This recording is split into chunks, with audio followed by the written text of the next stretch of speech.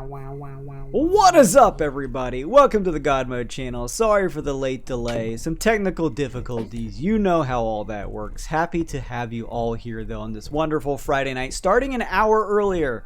For some of you, like Discordian and others, it's probably a little bit of a blessing in disguise. So, as well as us, being able to not play as late into the night. And we may get some more people popping in on Twitch. It feels like a late Friday night on Twitch is really not the most opportune time. So, very, very nice, and a big thank you to Luke for letting us start an hour earlier.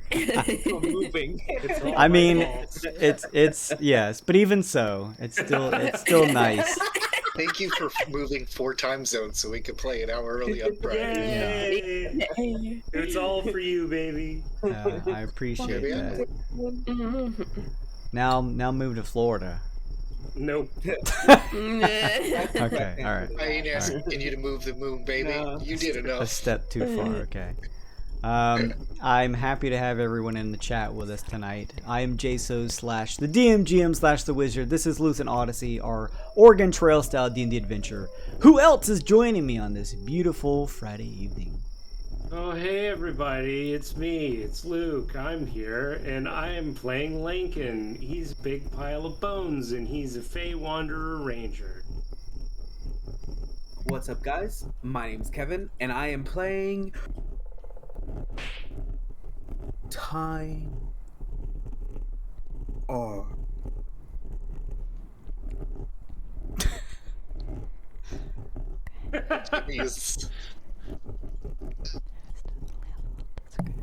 I'm gonna jump in then. Uncle Jimmy isn't here. I'm Kyle. I'm playing Professor Buck, Furbolg, alchemist, dean of natural sciences at Ravis Eterna. Hey guys, it's your girl Amanda, and I'm playing Opie, the human ranger, swarm keeper, frog boy. Frog boy.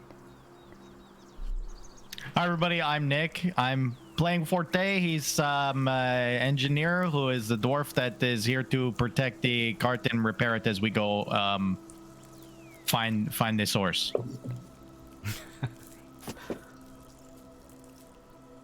Thank you, everybody. I appreciate that. Speaking of, thank you for reminding me about some cart stuff. There we go. Okay.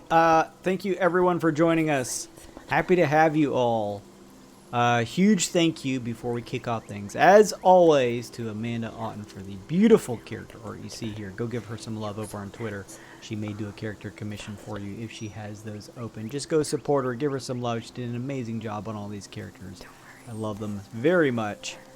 We have a giveaway tonight at some point during the session. You know what it is, probably around that 10:30 mark. If Kevin, if you remember, if you'd remind me, you're my main reminder man. Be at your keyboard so that you can slap in if you want a code. This is going to be the digital Roll20 content for the new Radiant Citadel content that's just recently come out. I think it's Radiant Citadel, right? It's called Radiant Citadel. Hang on, I'll find out here in just a second. Journeys through the Radiant Citadel. There we go. I just didn't have the full name. So there you go. I'm going to give away a code every Friday this month for Journeys through the Radiant Citadel. So make sure, even if you don't win one evening, you can come back next week with another opportunity. So if you use Roll20 for your virtual tabletop, or if you just, want to look at the content, you can log into Roll20 and use that. We use Twitch channel points here. You can buy all kinds of cool stuff. +1s to rolls, the random elated or forlorn condition, and we have the community challenge, which will give the party a second supply drop, 10 useful items that are random that are kept within. We're currently sitting at about 66% raised on that. So keep contributing your points. You can contribute a little bit every stream, so make sure, and if you have any Twitch channel points, check them out down below, see how many you have, and donate those if possible. We also use stream stickers. We use all kinds of rules here for this specific campaign because it's sort of very bookkeeping oriented. So if you have questions about like what supplies are on the cart, what are the rules for traveling on your map and stuff like that, you're going to see all that content over here on this rotating information log piece or BART piece. So So just keep your eyes on that. Instead of explaining ourselves 100 times, you'll find the ! Nightbot chat commands to be able to pull up that stuff, whether it's the rules or the resources, all kinds of good stuff there. I also run D&D games for those out there who is curious. Make sure and go check that out. That's my startplaying.games profile. I will run a D&D game for you. Go check out the availability I have. I'm also running some Light of Xerxes games from the new content released for Spelljammer, so take a look at that. Inspiration.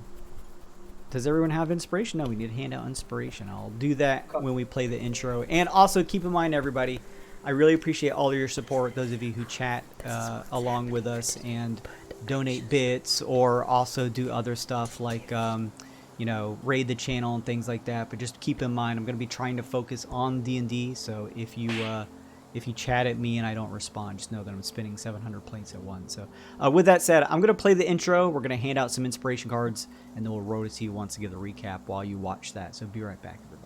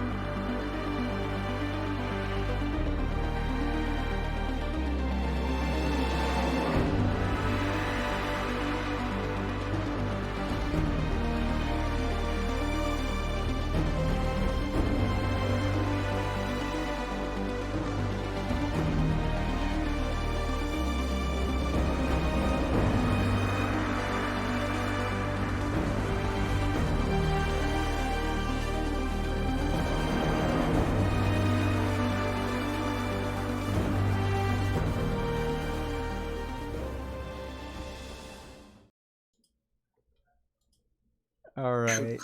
I think, Professor Bark, you need to grab your inspiration. Is everyone happy with their inspiration cards? As mentioned, poor Slim is going to be out this session. It's been raining down here in Florida. It was storming here earlier, so if the stream, the actual stream itself pops off for any reason, it's probably because I lost power. There's no lightning or anything right now, but just keep that in mind.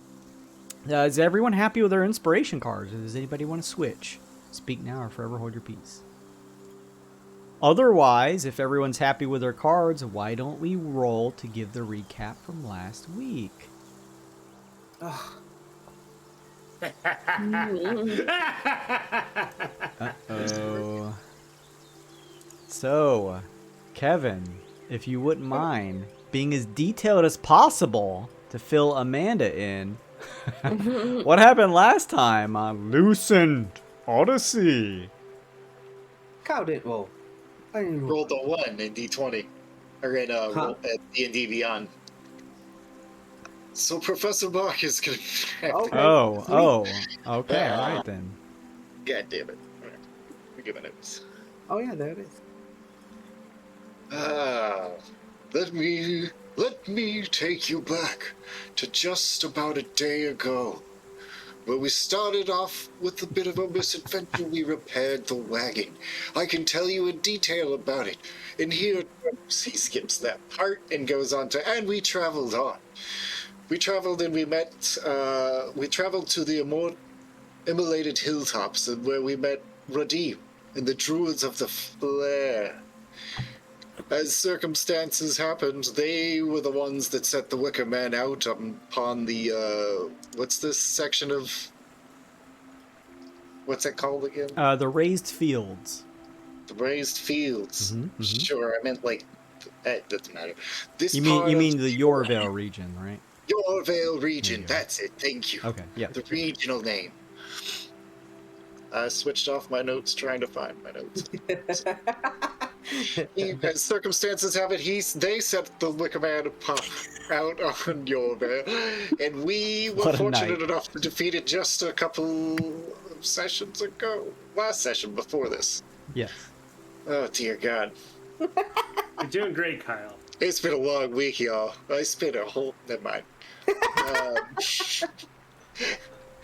I forgot what he gave us. A bunch of cash, as I recall.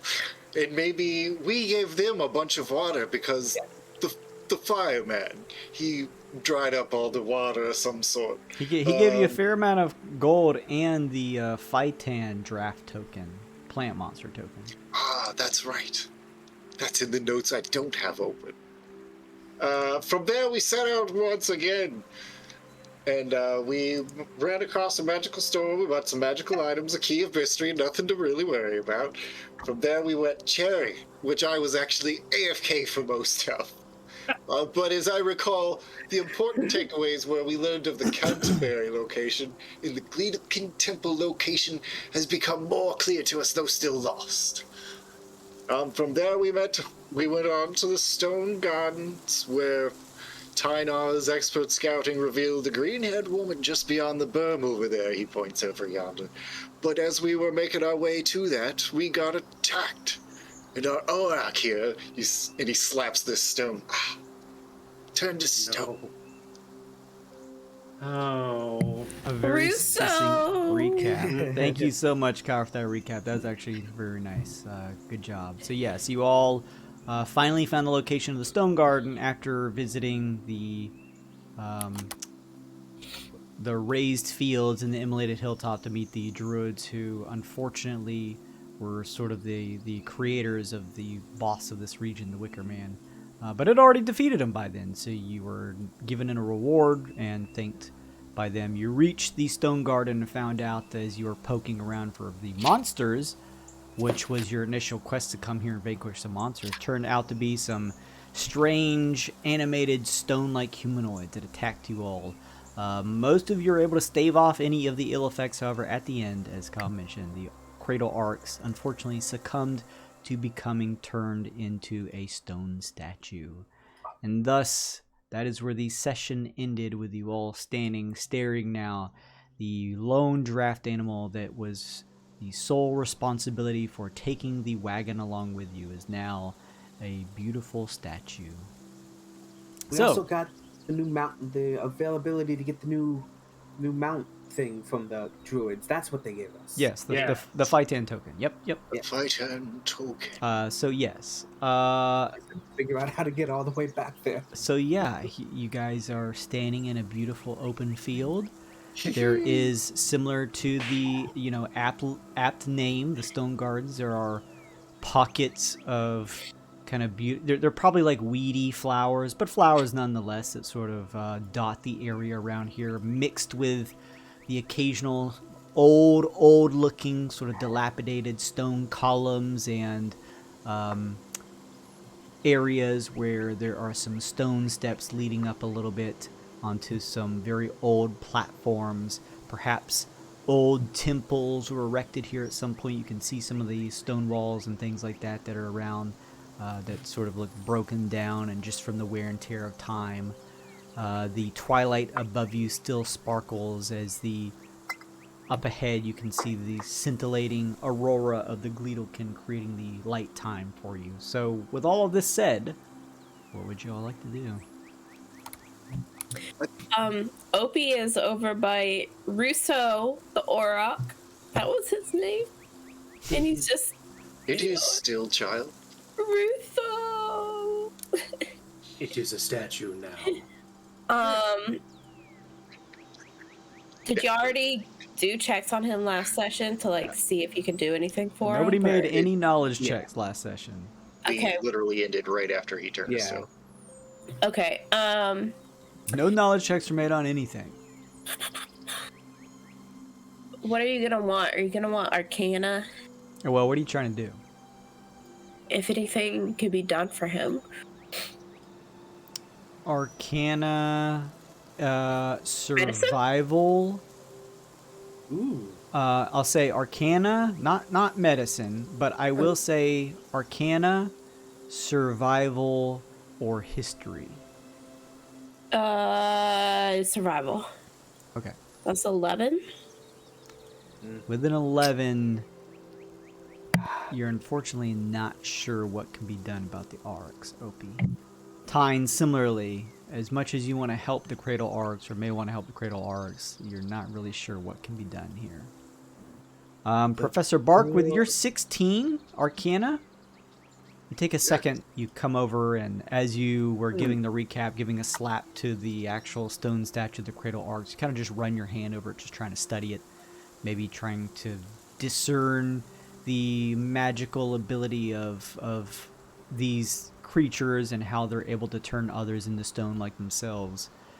You actually get the sense with that check of 16 that this is not a permanent effect. Though how long those afflicted with this stone condition, you're not sure how long it takes for them to be alleviated of it. There are many ways that turn. There are many methods to make this effect. I wonder. Most of them, however, are temporary. They're very rare that the magic's required is such powerful. We can hang out and see how long it takes for him to turn back. In the meantime, we have that green-haired woman over yonder. Maybe she knows something of this. Don't worry, he'll come back. Maybe. Well, I don't know Probably. how far we'll get without it. It's a heavy wagon. Our best bet is to wait. I second the idea. We should find the stranger in the woods and slay them. I agree with half of that. The Slay. first half, to be sure.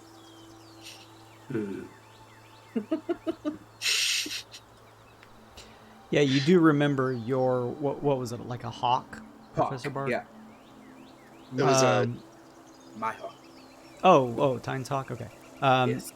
Tyne, yeah, you do remember your hawk was able to spy with its keen eyes up in the air as it was doing a little surveying around the stone gardens here, that probably about like half a mile out, the only other real person that seems to be in this area was, at least from what the hawk told you with its rudimentary intelligence of trying to identify things to you, that it looked as though it was a female with orange hair. That's what you got from it. oh, orange Didn't hair. tell you any details besides that. I'm sorry, green hair, not orange hair. Sorry. Okay. Because you said that she had her hand on stone too, right? If I said that, then yes. Okay. I feel like that was something I remembered and why I wanted. She had her hand on the stone wall. Yeah. Okay. Yeah. There. Well, actually, I look around. Is there a bunch of stone? Yeah, there is a bunch of stone. Never mind. I passed my RP. Yeah, this is littered with old stone and like old rundown architecture. Maybe temples that existed at some point that have just since collapsed over the... You're not even sure, as a matter of fact. They seem old. Yeah.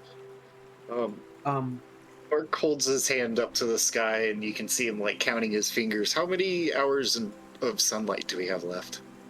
You all, as you kind of point your finger up and take Oh, a right, look that at the Work with flying the bugs. Gleedlekin, yeah, the flying bugs in the air. You all have 2 hours left of sunlight.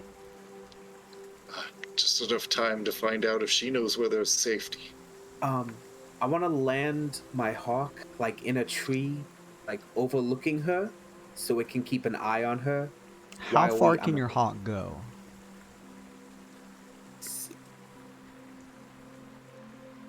Okay, 60 feet of flight a turn. Yeah, 60 feet a turn. But like, is there a leash to how far your thing can go out? Let me pull up the spell. Sorry.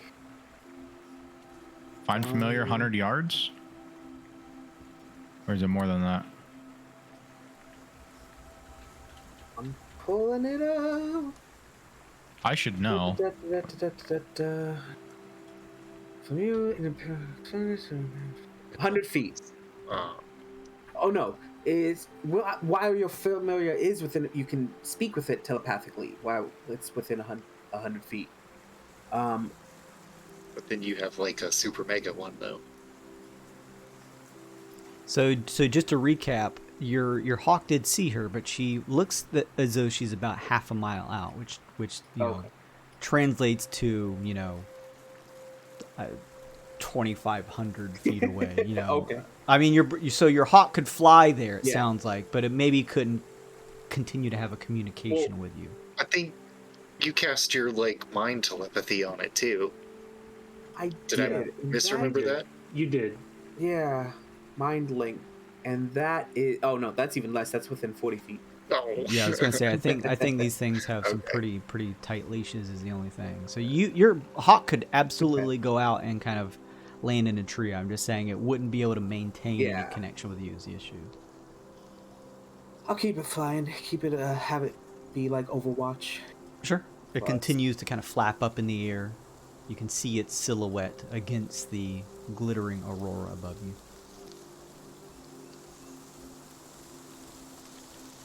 Shall we see why she's here?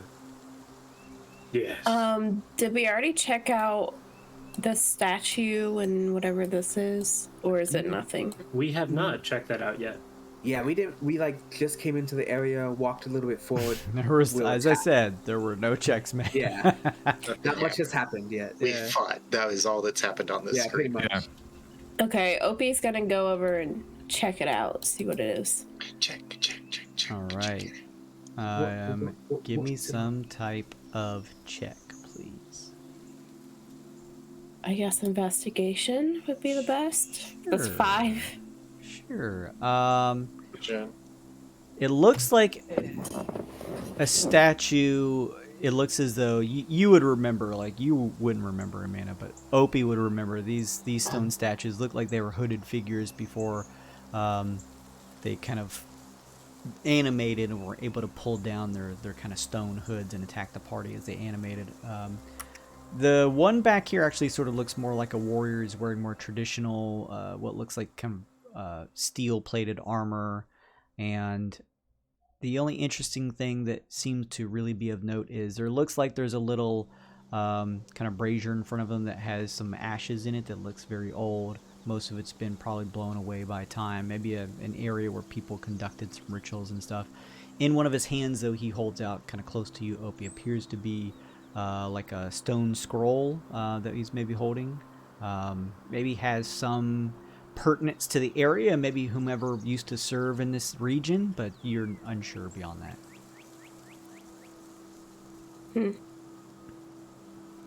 Okay. That was the statue was holding that.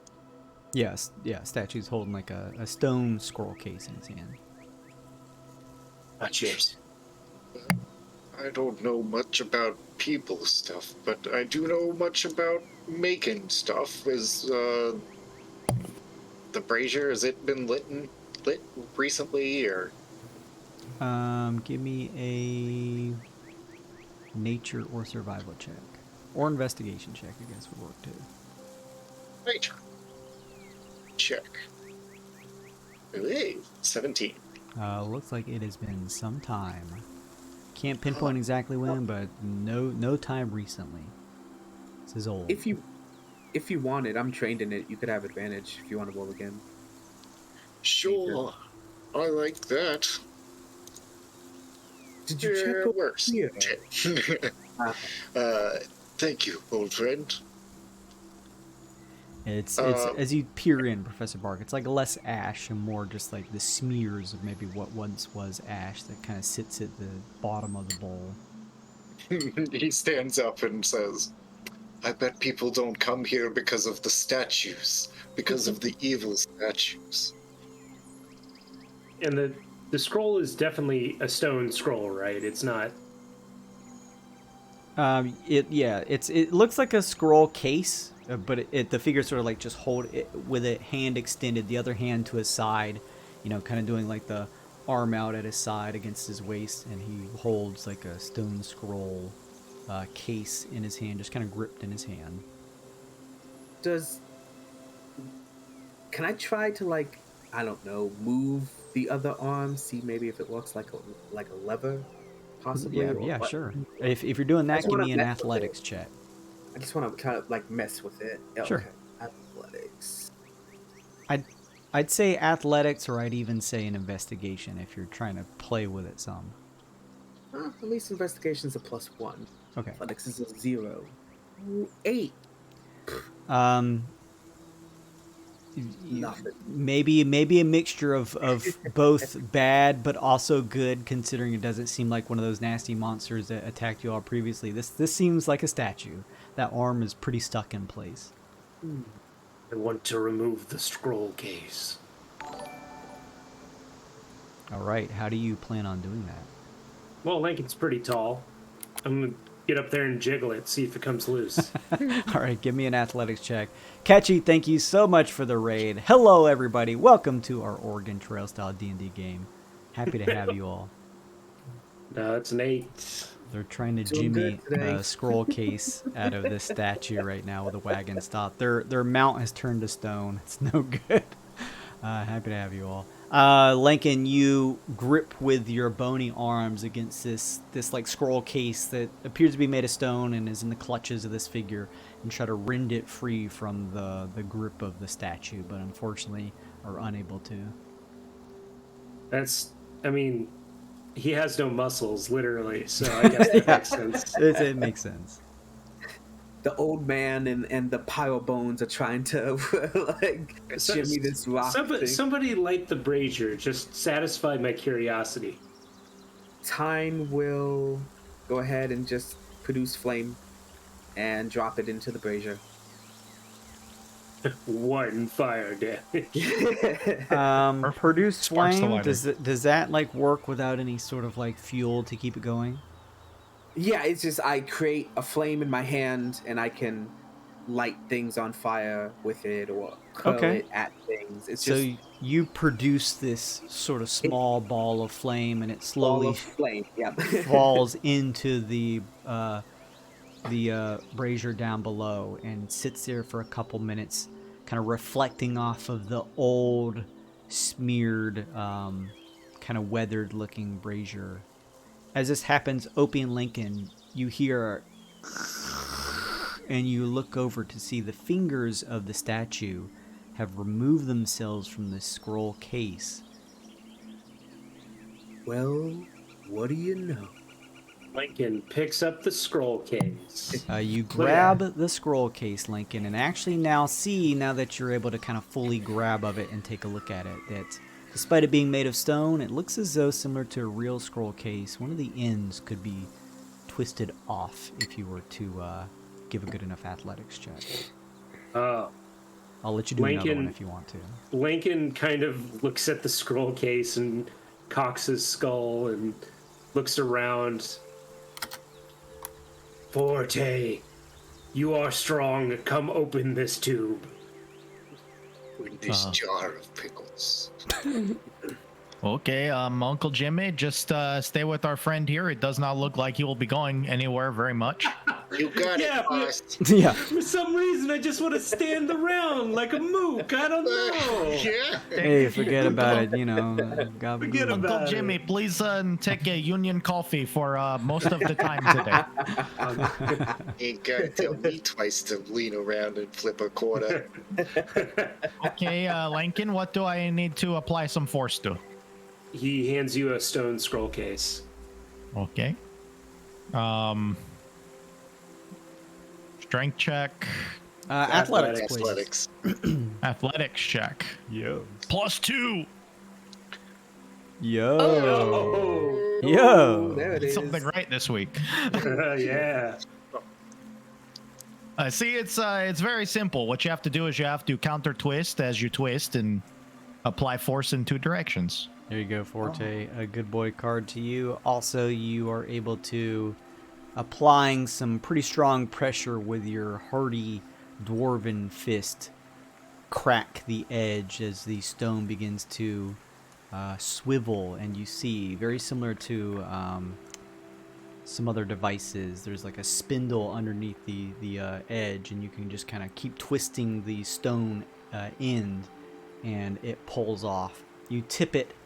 A scroll, old but kept intact in the safety of the stone case, slips out into your hands. You unfurl it and take a look to see that it is a scroll of Waterwalk. Well, hey there. Might come in useful. Does anybody wish to carry the literature? Professor, are you good with the scrolls? Oh, I love bookkeeping. Gimme. Though I personally, Kyle doesn't know how to scrolls. Oh yeah, how do we do scrolls in this campaign, Jason? Is it just anybody can use them, or do you have to be the class, or? What's the official D&D do? Don't they do something weird where like you have to know it or something? It's like it has to be. You have to be a class that can normally learn the spell. I think.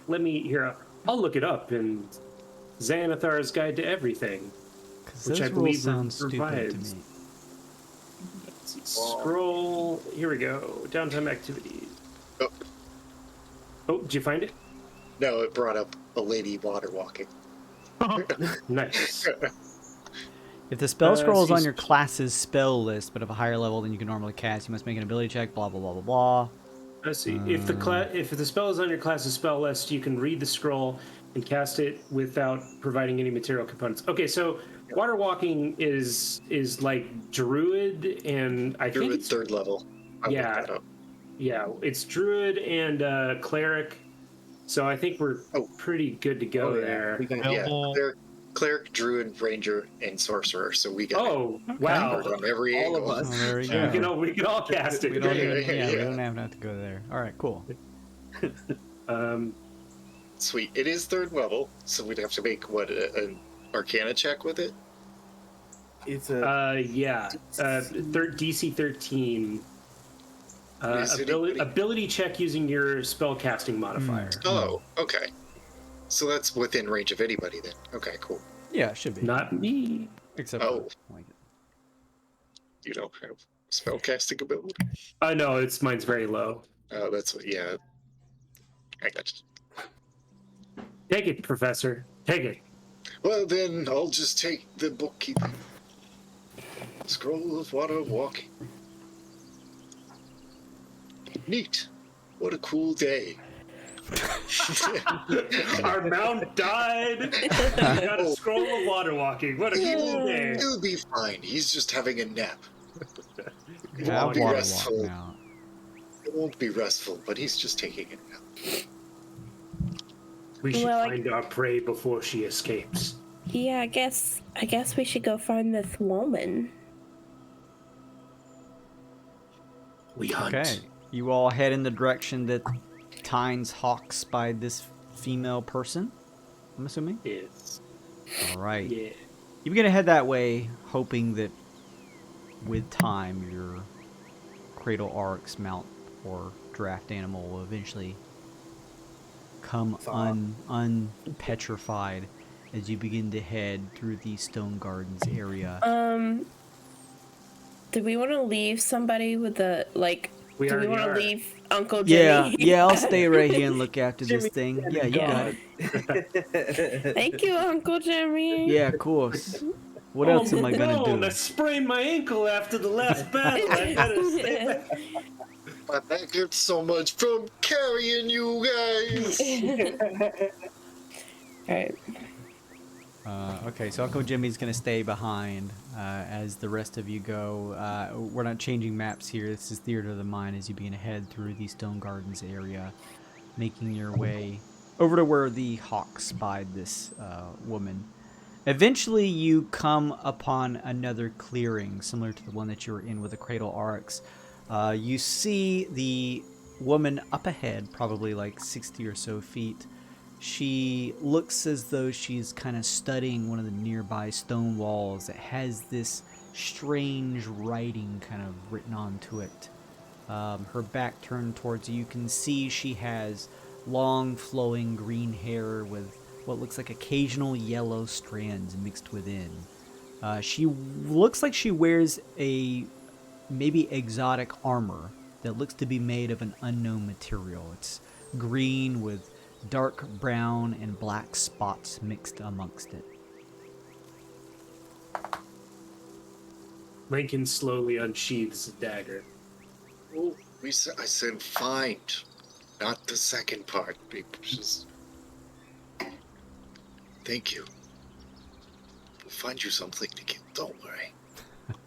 There was no meat on those last creatures. Disappointing, I'm sure. Somebody should say hello before Lincoln does. Forte, you wanna Oh You wanna yes, take this one? this is my time now. Hello, friend. We are the whale wishers, and we seem to be not where we need to be. How are you? The woman turns as you introduce yourself. She has kind of that curly green hair that bobs on the top of her head. She turns and you see she looks fairly young. She has a young-looking face, green eyes, and you notice as she turns to you, they almost look like they have glints of light, similar to starlight in them. As she turns and sees you all, she waves and says, "Oh, hello! How are you all doing today? What do you mean by you're not where you should be?" Well, funny story. We have been better. Our transportation seems to have come to a halt, if you will, a standstill. So we are seeking a little bit of advice on this Stone's Garden. We are trying to find a well of radiance, if you will. Oh, I've heard about those. What do you know about them? Not much other than we need to get there, as far as I know. I am Forte. These are my friends. How do we call you? Oh, yes, sorry. I'm Orphe. Nice to meet you, Forte, and the rest of you. Ah, Orphe is a very smart sounding name. What brings you to the Stone Garden? Well, I'm curious, I suppose, about the energies that are present here in the passage. The light, the dark, or I guess you could call it, I've heard some say, the life and death energies. I wanted to learn more about it, and I figured that there was a lot of old structures here in the gardens, ancient maybe even, and was curious to see if there was any maybe passages or anything that may relate to it that I could try and get some more knowledge from. Oh, okay. That's pretty smart of you. Have you encountered any crazy statues that happen to be animate of some sort? Besides me. Yes, Lincoln is he's our friend and he is real. Made of stone.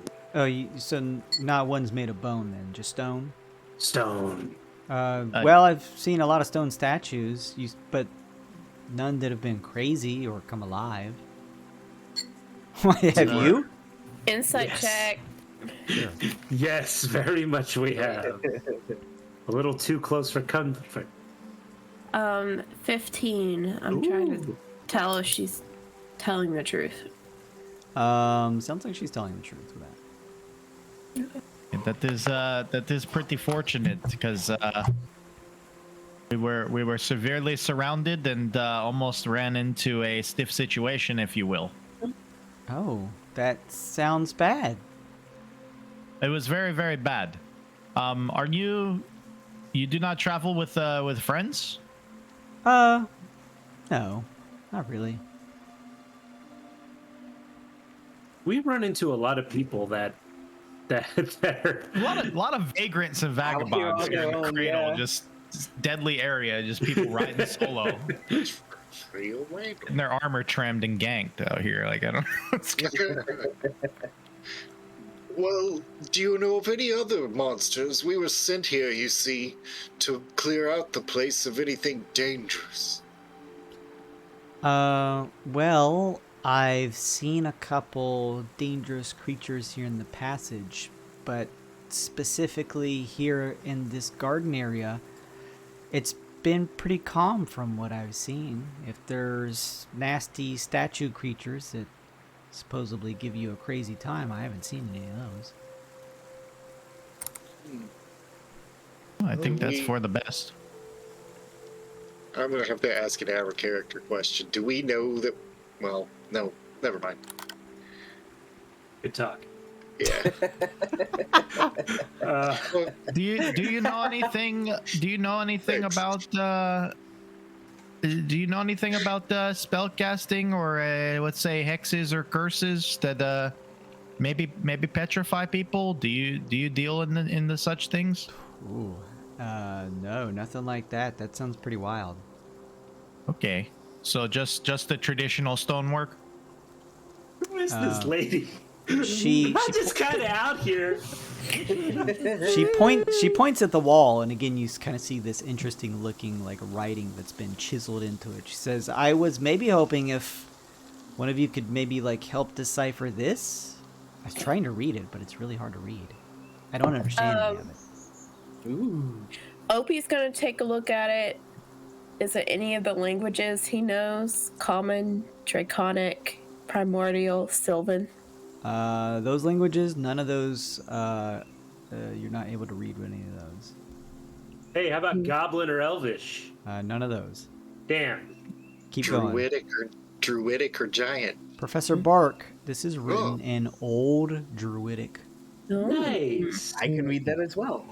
So you, Tyne, as you kind of step up, can also read the writing on these walls. As the two of you kind of take a look, it's like large, chiseled, that comes across. Pieces of it are slightly missing. So both of you, please give me some type of like history check, if you will. History. Or I'll take a religion check on this one. Thanks. Religion. How about I just assist you, Professor? You get advantage. I got a +2 on either. Is yours Oh. better? Because maybe you just take it. Yeah, my religion's a +3. Oh yeah, go for it.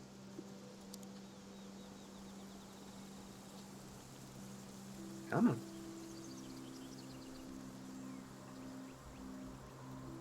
$400 There it is. 12. With a 12, Tyne. Okay, 13. I'll put a +1 in? Yeah. Okay. So is that 13 or 14 then? It's 13. Okay. Yeah. With a 13, a little bit is hard to make out, Tyne, as Professor Bart kind of peers over your shoulder and tries to help you kind of discern it. It seems like from the old Druidic text here that it is telling and explaining a group that existed long ago, and from what you can decipher from the Druidic on the walls, they refer to this group as, there's probably a couple ways to translate this, but it seems like the most sensible one is a group known as the First. And it talks about how this group had complete control over both life and death. As you keep reading, again, with some parts missing, you're trying to piece together what you can here. The wall talks about, from underneath that first line, how this group called the First were supposedly older than the gods themselves. Does this sound like the wizard that came from the crystal? Oh, right, Lincoln. Interesting thought. What did that blasted man call those people what imprisoned him? I don't think he said. Yeah, Maybe did he give we us the can- name of that group? I don't remember if we asked. I think he just told you it was a collective of like wizards that did it. I don't have it written down. He just said Eyes of Aurora. Oh, Eyes of Aurora 200 years ago. I do have it written down. Okay, so yeah, Yeah. this is older, maybe than whoever made the Radiant Wells. That doesn't fit into any of those odd translations, does it? Eyes of Aurora. No. In fact, whoever wants to give me a history check. guess I probably have to. I have a plus Correct. 1. Yeah. History plus 2. It's never a mystery. Ah, 15. It is. I'll use my plus 1 from earlier. Okay. 16 all day. So yeah, Professor Bark, you being the studious type, take a second. As Tyne is finishing up translating, you just try to study. Now that you've seen quite a few pieces of the stonework around here, you study for a second, and as you take a minute to do that, as Tyne is kind of relaying the message written in Druidic on the wall, you were able to discern with your history check, like, this is old. Like, old. Like, you are surprised. This isn't like a couple hundred years back. You think that this may have been sitting here, at least some of these structures, for maybe tens of thousands of years. This is old. Oh, there's a geological scale of old, you all. This is fascinating. The wonders that are hidden here. Well, he then suddenly remembers that the green-haired lady was there. It's like, was that all that you were needed? Oh, I mean, yeah, that's fascinating. That's incredible. Thank you for helping me out with that. No problem at all. I wonder. Go ahead. Oh, Opie was just gonna say, do you know what the first is? First time I've heard of him. This woman is so sus, man. Like, I don't know about her. Shit, well then you're not gonna like this. I wonder, being out here so far, we need to find shelter for the evening. Do you know of anywhere that we can bunk down?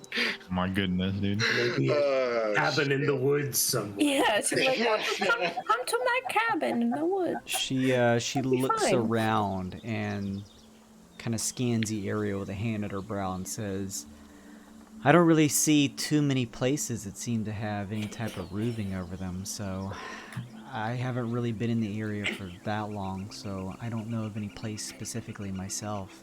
I'm sorry.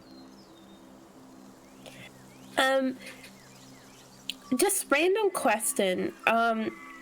You wouldn't see any, draft animals around here, like free for the taking. I told you, the aura will be fine eventually. I know. This is just worst case scenario. I She understand.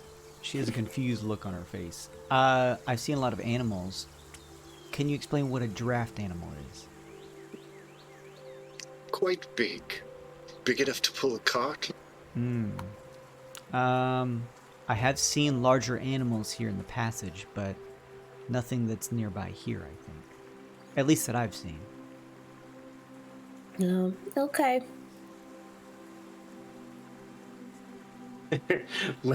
Lincoln looks to the professor and goes, Neat. like slowly pulls out a knife again. I wonder, young lady, what is it that you plan to do out here when the sun goes down? You know we are mere an hour away from it. When the sun- I when the beetles, wouldn't worry whatever. about me. I'll be fine. I always find some safe spot to hang out until the light time comes back around. Curious. This fucking You woman. are. Well, Bye. we're gonna need to find somewhere more spacious than would accommodate just yourself, so we're gonna peace out. 5,000. Okay. Well, good luck to you all. Be safe out there. And yeah, I'm gonna keep exploring this a little bit, and maybe we'll run into each other in the future. Who knows? Before everybody goes, Lincoln wants to lag behind and look for a secret door in the wall. Oh, Just okay. Hail Mary. Sure. you were right earlier. Give me some type of check for that then, and probably an Per- investigation check would make the most sense. Did you take a perception? I'd take a perception too, sure. 14. You You know what? +1, 15. 15, okay. Pretty good check, Lincoln. You kind of go across the wall, running your hands across the chiseled indentation of the lettering that Tyne read out to everybody, kind of searching the cracks and crevices for any switch or pulley or something that may activate a secret door or entrance. You don't find anything. All right, it's worth a shot. It was worth a shot. You Thank you. I said no killing. He yells. Not backward. killing, finding nothing. Oh, you you are cryptic. you turn to catch up with the group, Lincoln, who's already beginning to head back towards where the Cradle Arx is, and the green-haired, maybe somewhat aloof woman who was still studying the walls as you did your final kind of rundown check. You hear a sound from behind you where she was. It sounds like... And as you turn around, she's no longer there. Arcana check. You mystery lady, reveal the secrets to me. Nope, probably not 12. What kind of spell was that? You have no idea. There's no trace of anything. She's just gone. Maybe it was my imagination. The strongest magic there is. Oh, I'm a little late, but did we determine what she was? Like, Nope. You could character try to race? make a check based off of what you remember what she looked like. How about a history Right. check? Sure. I don't even remember seeing Lady with green hair, you said? Yeah. Young woman with wait, curly wait. green hair with the occasional Who's yellow orange hair? strand. Weird looking Oh. armor. Yeah, unless she's a spirit or she's some sort of like earth ganassi that just went into the stone for some reason. I don't know what she is. I knew she was weird. You guys didn't think she was weird? Yeah. I was trying to kill her. And you all Yeah, but stopped me. You try to kill everybody, though. That doesn't count. Not everyone. And that, Just ones that won't be missed. oh god. What It's like, qualifies weird?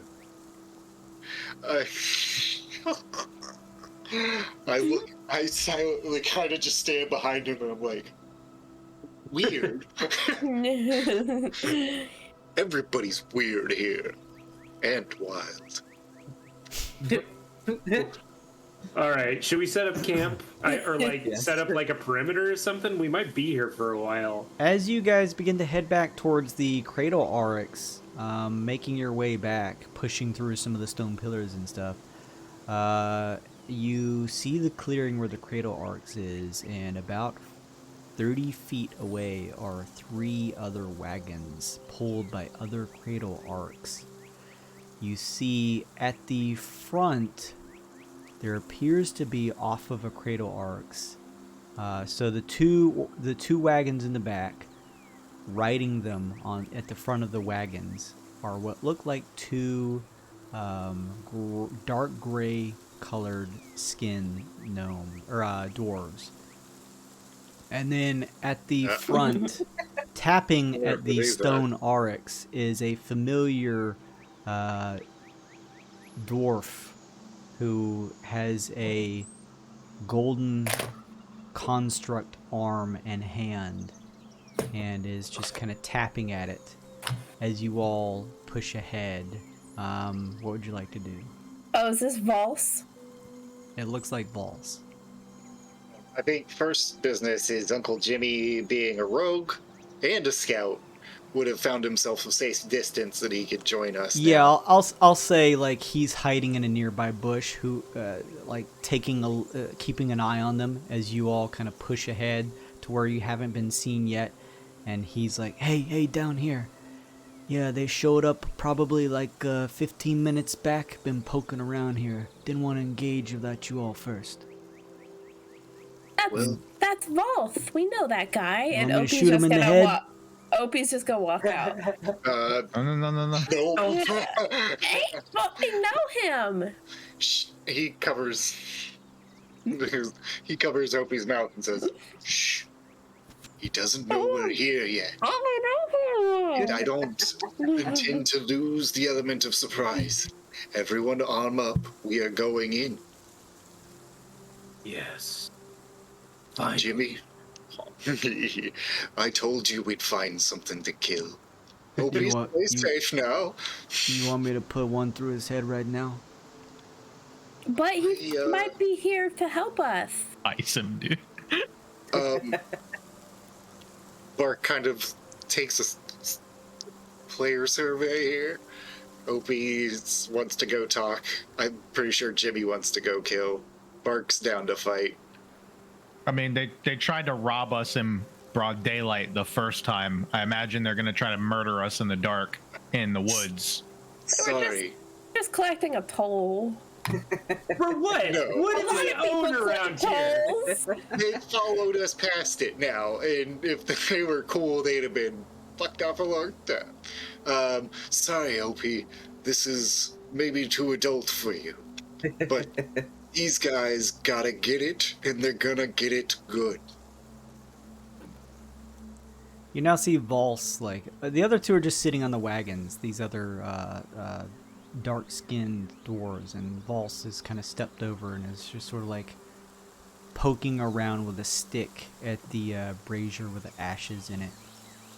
Kind of looks up around, trying to see if, like, there's anyone who is a part of this wagon or anything. Oh. Well, y'all know what Lincoln wants. Yeah. Oh, no, we're going in. It's just, what's the plan? How best to proceed into this combat, I say. How many Draugr are there? There are two just sitting on two of the wagons, about 30 feet away from yours, and then Valse is over near the brazier. Just seems like three. Are they covered wagons like ours? Yep. Could they hold people's? They very well could. China, your hawk has a keen sense for spotting the strange. Indeed.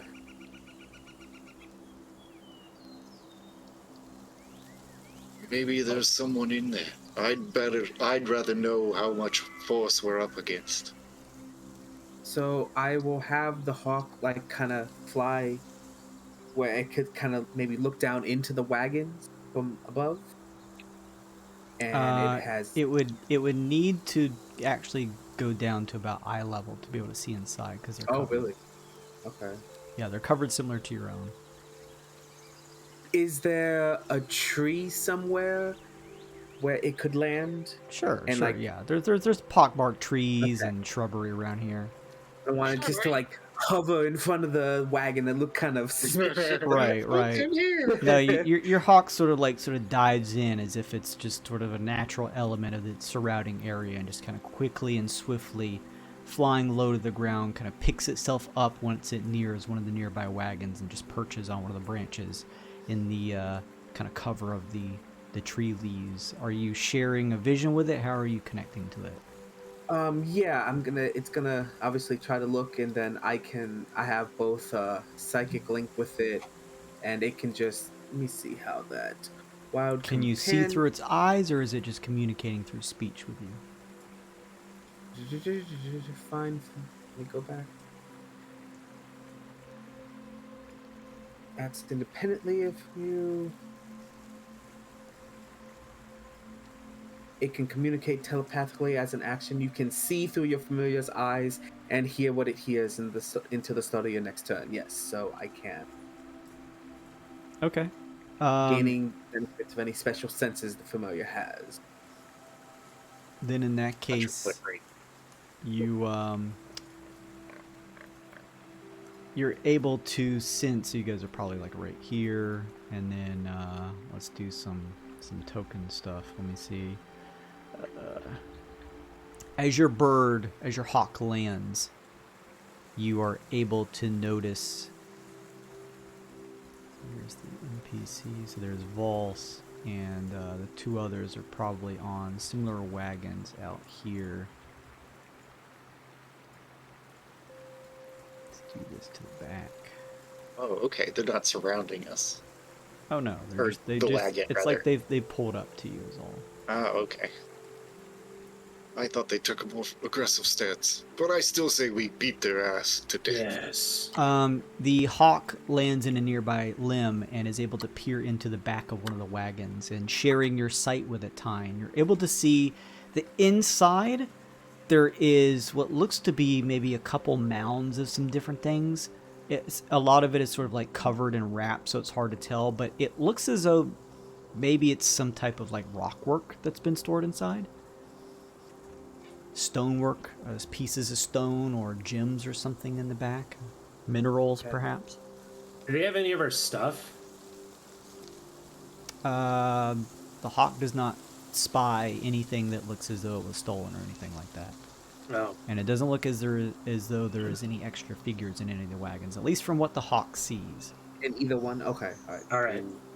Luke thinks we should actually not kill them, but Lincoln wants to kill them really, really bad. Yeah, now I'm conflicted. Because they're part of like a whole, like it's a whole gang, right? What Yeah. if we piss the whole gang off? Yeah. My better sense is reaching me. Remembering that they may be part of some sort of cartel. Fighting one or two now is fine, Lincoln. But we will be fighting. Oh, this doesn't sound like it's gonna sell. Fighting them forever if we start this. Good. Yes. More meat. More meat, more bone. It'll be delivered to your doorstep. You don't want the violence delivered to you, do you? They come right to you. No, Opie's gonna try to step out of the bushes again. All right, let's let the child. Yeah, I'll do have his thing. been so distracted by Lincoln too. Opie, you kind of push through the bushes. What do you do? Oh, hey, Mr. Volf. What are you doing here? Vols is like kind of tossing the limb that he was poking at the ashes in the brazier with, and turns. You see a unlit cigar in his mouth. Oh, hey there, little boy. What are you doing out here all by yourself? I see you may have run This into got some really trouble creepy. here. Anything that starts out with a little Wait. We all get up. How We about need to all kill get this up now? guy. We've got a wagon full of candy back here. Yeah. Oh no. Really weird. and puppies in your mom sent us. Oh, satire, Night, satire. everybody. Good night, everybody. God. Somebody else jump out there with them, being Lincoln. Yeah, Lincoln's gonna jump out as well. Oh, where's Opie? Lincoln's the right one. Bizarro, Calvin, and Hobbes over here. Oh yeah, where am I? There I am. That's so good. Oh, It's Vols- a pretend frog boy and a real bone demon. We're all here. We were just talking to this really weird lady. She was really weird, and then she just like disappeared. Well, now that is right strange. That's what I was saying. Why are you here? Well, I could ask the same question of you all. I'm just passing through the area with my boys here. Looks as Inside though... check. Sure. I'm doing a lot of. I'm very. Sussy boy. Yeah. Oh no, I made it work. 7. I don't know. I keep trying. You could be passing through the area. You don't know. We are here to clear the. Oh, sorry. That's What'd okay. you say? I was just gonna push through and be like, just passing through, huh? And also do an insight. Sure. 19. You can tell Tyne with a 19, even though you may not like to spend as much time with other people, that he's probably kind of being honest that he is passing through, but maybe a purposefully, there's something about the way he says that lends some credence to like, were you doing some more stuff than just passing through? It's very coincidental that you ran into us. We are here to slay monsters.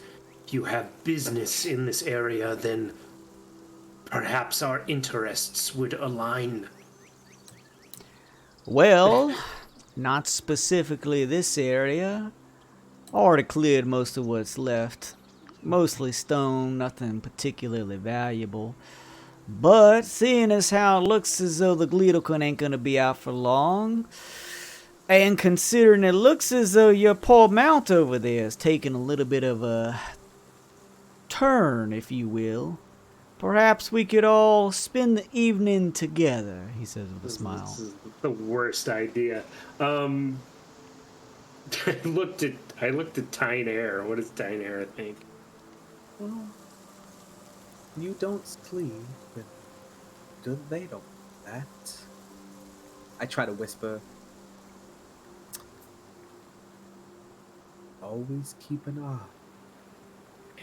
Well, that sounds like a great idea. We haven't had much company.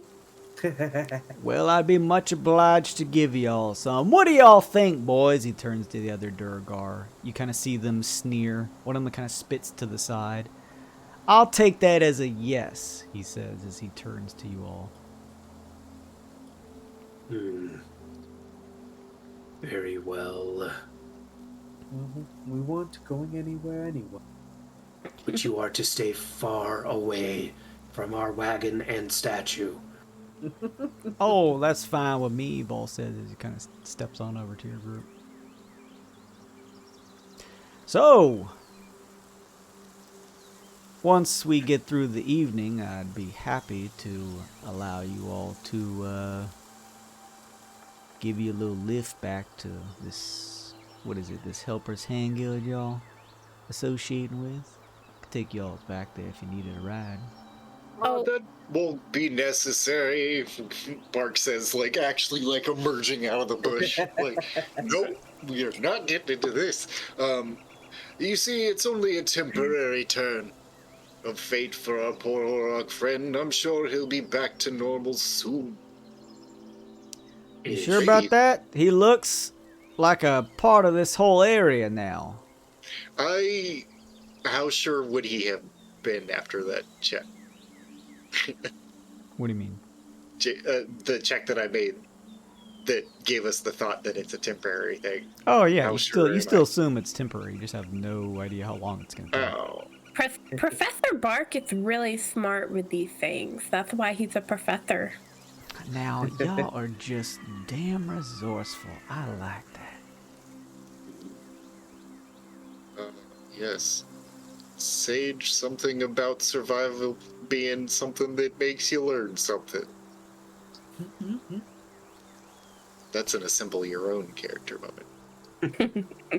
Well, why don't all of us gather some pieces of wood, get ourselves a nice fire going, and enjoy the evening together, huh?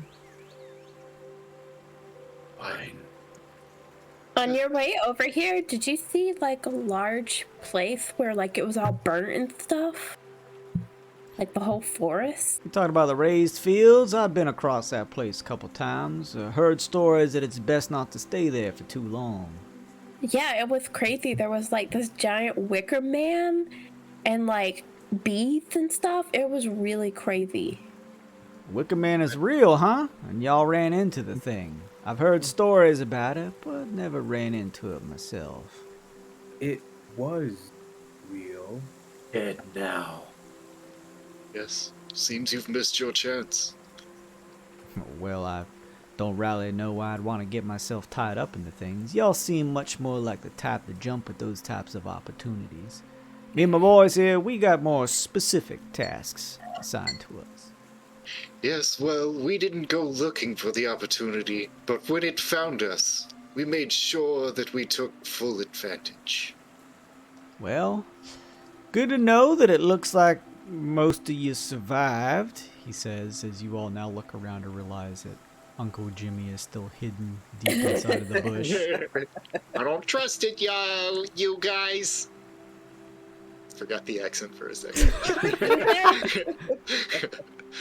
So do you guys have anything to trade or stuff? We have some we have some milk, some nutmeg. If you're in the mood for nutmeg, we got fucking nutmeg. We have 6 pounds of nutmeg. Do you know of the most heavenly spice? Nutmeg. All right. While they're bartering, Lincoln's gonna go over to the cart, put his weird Blair Witch doll in the back and say, "If anyone that is not in our group tries to take anything from the cart, scream." And that is the talking doll's current directive. Voss looks to you, Opie, and says, "Oh, nutmeg. Now, it's been some time. Don't have much other than a couple minerals and things in the backs of the carts, but I have some salt if y'all need it." Oh, yeah, I think we could take some salt. All right, well, however many pounds of some stuff you may have, I'll trade some salt for it. How about that? What about 3 pounds of nutmeg? That sounds good to me. 3 pounds of salt for 3 of your nutmeg. That's a terrible deal. But what do we know? We're not spice connoisseurs. I mean, 3 pounds of salt. It feels like a lot of salt.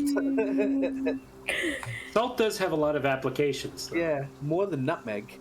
Well, you'd be surprised how much they put in nutmeg how much nutmeg went in everything in the olden days. Oh yeah. Yeah.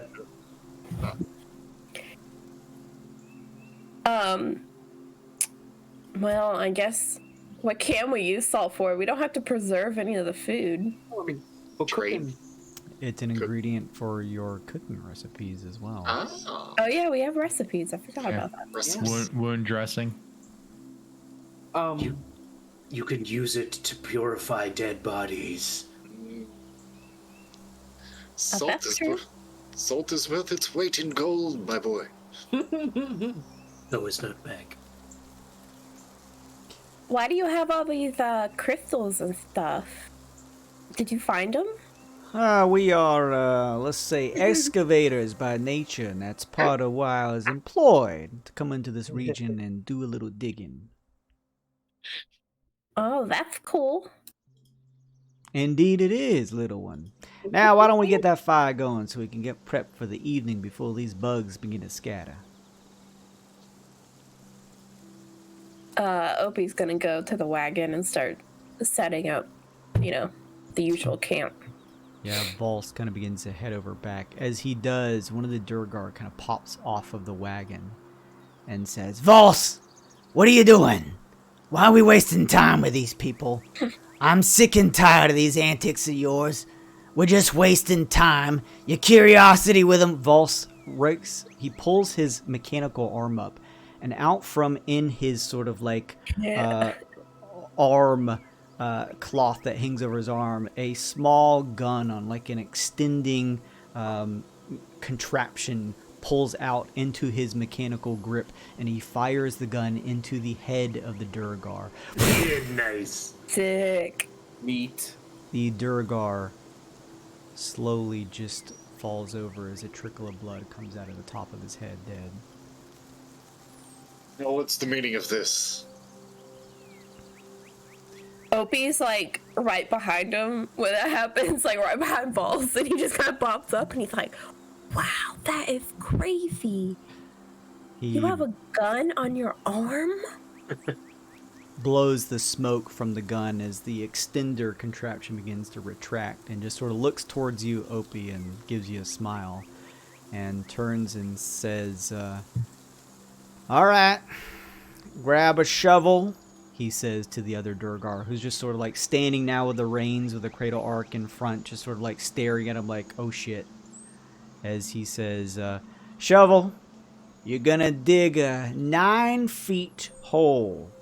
Put the body at the bottom, fill it with dirt, rocks. There's a sheet of metal in the wagon that our poor friend here was pulling. Put the sheet 4 feet down, cover the rest with dirt. You understand all that?"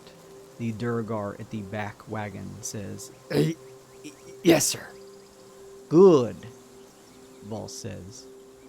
He turns to you all. He flicks his mechanical thumb, and shooting out, similar to a tinderbox, is a small light of flame as he lights his cigar and flicks it back down as his thumb connects, and he This guy takes a puff. is so cool, and y'all wanted to kill him.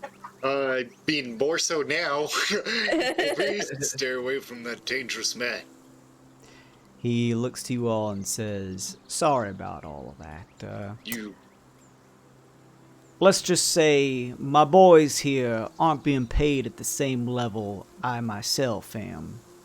When you don't get paid enough, you do the job, but you don't get paid enough for, let's just say, the hospitality. The other Durgar takes the body and begins to slowly dig a hole nearby. Perhaps we set up separate camps tonight. I don't know that I trust you anymore. Certainly less. I don't fully understand why you wouldn't. I did just shoot one of my own men, after all. I trust you an equal amount compared to previously. I'll take that at least, he says. I thought that was so cool. Always. You're like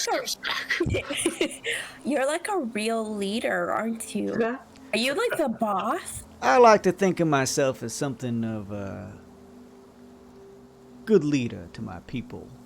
When they listen, he says. Oh. That's so cool. Sort of throws his thumbs underneath his like suspenders and kind of pulls them out a little bit. Opie's gonna keep setting up camp. So yes, you all eventually set camp. Unless specified otherwise, Vols is just going to sort of like set up some pieces of wood and stuff to like literally just hang out with you all as you set up your tents. He sets up his own tent. Not okay. Fuck this guy. Especially not now. That's what I was saying. I don't think we should set up camp in the same place. Your outburst. You can't. I don't trust it, and I don't trust you, and I wish that you would get away from us. He like takes He another says it puff very eloquently. and then just sort of like looks like 20 feet over to where his wagons are and just looks back. Seems mighty awkward if I set my tent 15 feet away from all of y'all's. I don't fully understand why we can't just have a sit around the campfire for the evening. Seems mighty awkward that you shot your own employee and then want us to be cool about it. Oh, I can certainly explain that over a fine meal as we sit together and have a chat about how things are going. I'd be happy to do so. Opie's gonna whisper to Professor Burke. He's gonna be like, "Stop being so uncool. This guy is so cool. I'm not being uncool. I don't trust him. You're gonna make us look like nerds." We are nerds. Quite specifically, very nerds. He's a bone man that's only interested in killing. He's a man that only uses his hammer every night. I hear him. I hear you. I hear you, Forte, using that hammer. In Taina, he's into whatever he's into. Ting, ting, ting, ting, ting. Lincoln leans down and says, "Don't worry. I will watch all of you while you sleep." It didn't get better. I actually feel a little bit safer. See, Professor, it's okay. Opie's gonna turn to Vols and say, "Professor's just being really cautious right now. He's just really protective." Oh, I understand. I do tend to emit an intimidating aura around the presence of those who don't know me. But once you get to really know me, the soft interior begins to show itself. Now then, we have everything set up. Before we all try to get some sleep, why don't we sit down, get to know one another? That's great. I'll get a stew going. Oh, that'd be fantastic, little one. Even your boy here has got some grit to him. I like it. Yes. His curiosity knows no bounds whatsoever. It is admirable. Opie's gonna make sure to make enough to share with Vols and the other guy. Okay. Lucky you. Just had 2 extra tables or settings tonight. Yeah, so instead of the regular 5 pounds of food, I'm gonna get rid of 7. Okay. As the Gleedokin up above begin to disperse, with the fire going nearby and Opie finishing the cooking, night begins to approach as blight time rolls in, the massive wall of darkness pouring over the stone garden, but the lights nearby, with the remaining Duragar lighting a lantern that's attached to the front of the nearby wagon. You're all kept in the emitting light as you all sit around, and I'm assuming Opie disperses out the food so you can all begin to eat. Vols takes it and kind of kicks back, leaning up against a rock here on the ground, and says, "So, I have to admit, y'all are an interesting group. Boy with a lot of grit and curiosity, a full-on professor, a walking pile of bones. I think there is one who liked to shoot people. Uncle Jimmy, that's what his name's, right? Am I correct?" I'd say at this point, Is he still in the bush? I'd say at this point, Uncle Jimmy's probably popped out. No, I like that he's in the bush still. But all of a sudden the bush shouts, "No, it ain't. Forget about it." What did you hear? You ain't hear nothing. You ain't never heard the name Jimmy, and you'll forget it if you know what's good for you. And then a strapping young dwarven lad, tan as the hide of a oryx back, probably good with his hands. He practices a lot, yes. What brings y'all to this passage? I know we had a chance to meet up front, but I didn't really get to dig into what y'all's was up to here. Nothing of value, I'm sure. Scientific research. I am a professor, as you noted. These are my crew. Seems each of you has your own individual specialties. I like that. I do like to make a creative team. You We are know, slayers of monsters. slayers of monsters, professors, a wide range of abilities. There's a couple groups makes this place the homes. I am what you would probably consider one of the leaders of one of those groups. We are excavators, as I said, looking for rare minerals for our employers. I'm curious, are y'all looking for some good pay? What is pay? Coin, my friend. What I am suggesting very lightly, though I suppose I should just pull the blanket off the top of it, is I'm interested in y'all's group. Let's just say, as I mentioned before, working with my brothers over here is fine, but they ain't the most talkative. Y'all I find particularly interesting. I was wondering if perhaps you are all interested in helping me out in my own responsibilities, crossing through the regions and excavating the minerals I need to make my employers happy, and in return I would share a fair amount of what I received with you all. I feel like if we were to join together, it'd be quite a boon. Perhaps. What is your work? Well, we have a number of sites spread out across the region, most of them at least.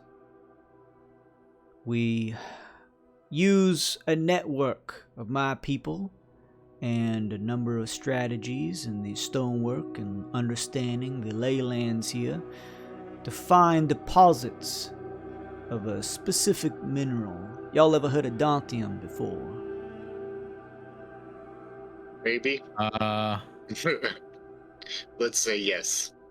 Of course. Can Forte history check on Dawn team? I would say both of you make a history check. Oh. See if I've ever worked with it before. Oh. Oh yeah. Okay. My goodness. Oh, I'm not trained in it, so I can't even give you advantage on it. Make your roll. Yeah, 15. Let's make it 16 with +1. With the 16 Professor Bark, you have never heard of Dantium.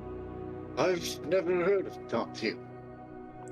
Don't suppose you would. An exotic material if there ever was one. Heard it is specifically only existing here within the passage. So me and my folks were sent over here, a specific exercise, set up a couple camps across the various regions here of this passage, find the deeper caves and mines that may exist here, map them out, do what we can, understand how the underground passages of this place works, and find us this Dantium to mine it out. In return, a hefty pay. What is this material used for? To be honest with you, I don't rightly know. The details given to me were to use my friends as well as the tools, let's say, given to me and my group to dig the stuff up, collect it as much as possible, and to hand it over. Outside of that, I don't know. Though I've heard that this Dantium, and at least from some of the deposits we've already mined, is some of the toughest material in all the Twixt. Interesting. Part of my Bones agreement. Of the earth. Exactly. Part of my agreement with my employers is not only do I get a hefty pay for leading this whole troop, but when the job is done, if I bring enough in, they'll replace this golden gaudiness I have with some of that Dantium itself. Nothing would stand in my way after that. And those who help me get there are friends that I'd look out for. Look, That's... y'all. Oh, go ahead. If I had a prosthetic arm, I'd want it to be made out of unobtainium too. Like, Blumonium. yeah. Vol sort of like turns at the rock he's laying against over to the now compacted hole that was dug. Now that gentleman over there, I did not mean to scare any of y'all with that act that I did, but that man has been gunning for my job for some time. He was just waiting for any excuse to see that I was perhaps skirting the line of my responsibilities so that he could surreptitiously take charge. It was only a matter of time before, if I didn't do what I did there, he would have done the same to me. I was just taking the first step myself. Defending myself, if you will, proactively. That totally makes sense. My mom say that sometimes it's kill or be killed, so Everywhere I you totally go, understand. Opie's so good. everywhere in the world, Opie, you're gonna find it is kill or be killed, and that's a good mindset to keep.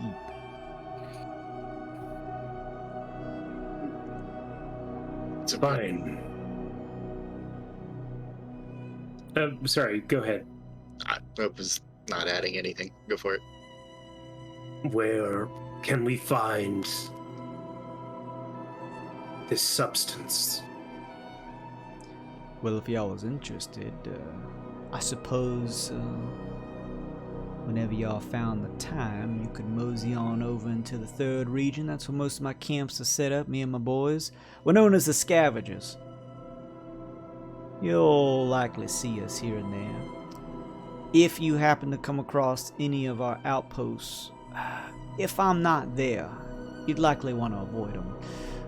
My boys don't take too kindly to those trespassing. They got their own responsibilities, and I understand that. But if you'd like, I suppose, maybe we could stay in contact along the way. I was making a trip back over to the toll house up at the front where we initially met. and was likely going to turn around and start making my way back over that way.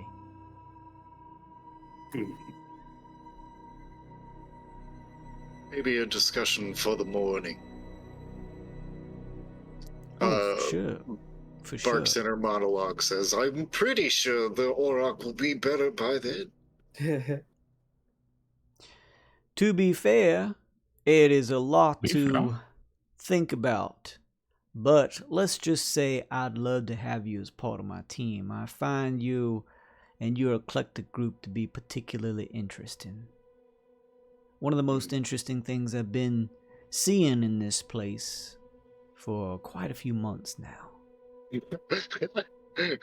Who are you running into? Because we've met some fantastic characters. Yes, well, maybe we'll keep an eye out. Absolutely. I think that would be a fortuitous circumstance if we were to come together. How will we know this metal when we see it? Trying to track this stuff down on your own without knowing where to look. Nah, impossible.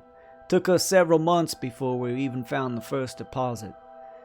It's dark. Real dark.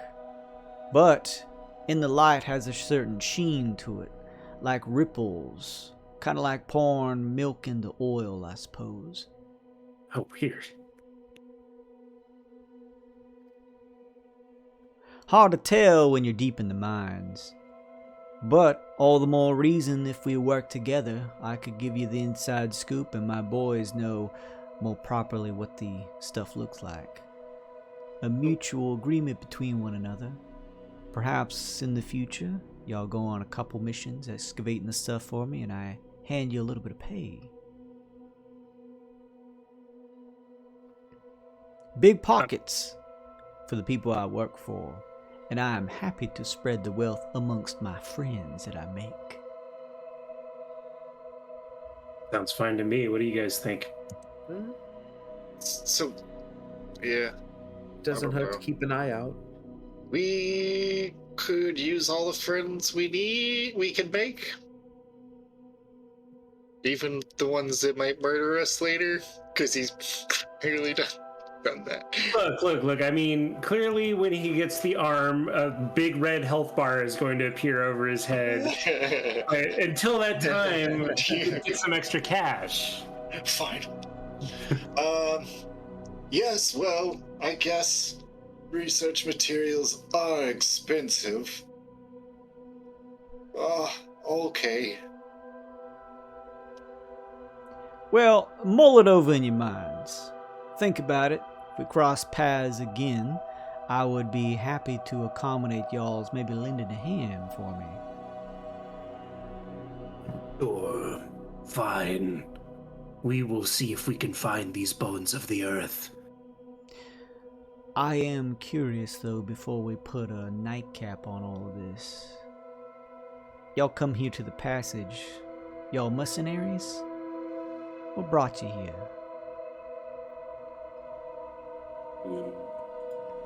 We're the well-wishers, you see. That's a mighty fine name. Is there a meaning behind it? Ah, damn. Let us skate by with that. We are hired by the not the Helper's Hand, Sacred. What were we hired by? To protect nature. Oh no. You were hired by Alana Lu, who's a muse. Yeah. Yeah, at the Helper's Hand, but not necessarily the Helper's Hand. I mean, she's affiliated with him, so technically. Oh, okay. Well, then I'll just use Alana Lu's name. We're hired by Alana Lu. Never heard of the name. Is she affiliated with any of the groups out here? She is a muse. With, oh my god, another faction called the Helper's Hand. Oh, those muses and that Helper's Hand Guild. Hippie bull is what I call that. I mean, Have you looked at us? Sure, but you gotta understand, these muses, they want to bring equilibrium here to the passage. They want to balance the light and the dark. You gotta understand, some beasts cannot be tamed. And this valley, this passage, is exactly that, a wild beast.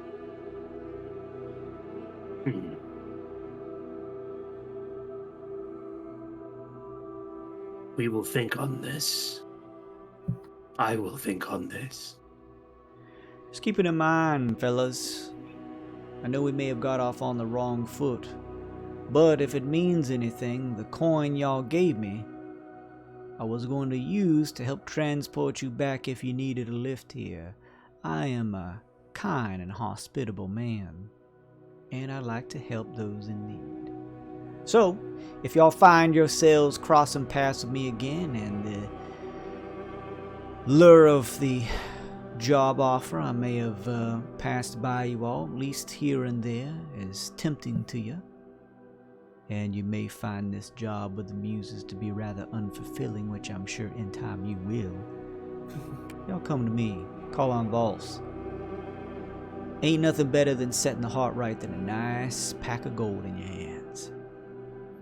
He smiles with all of his gold teeth. Well, I'm gonna head on over to my own tent. Y'all get some sleep now. If there's any trouble in the night, wake me up and my boys will help you out, he says as he begins to head over to his own tent. Sleep tight. Good night, Mr. Vols. Good night, kid, he says as he heads over. Alright. Is anybody doing anything else before you sleep? I have something for the professor, unless anybody else has got something first, though. They can go. I wanted to try to identify that Glutokin again, if we're allowed to. Did you make a check on it before? Yes, I didn't know how long, if we could do it again, or if we had to wait. I'd say you need to wait. Okay. Yeah. That's one of those things, like, if you don't know, you don't know. Yeah. And Oh, you know what? I just remembered what those beetles. can Opie try? Since I wasn't here last time. Sure. You technically weren't here last time. What do you want? I would like to have, and let me check here. Let me scroll down. I think it's in the rules here. A nature check, please.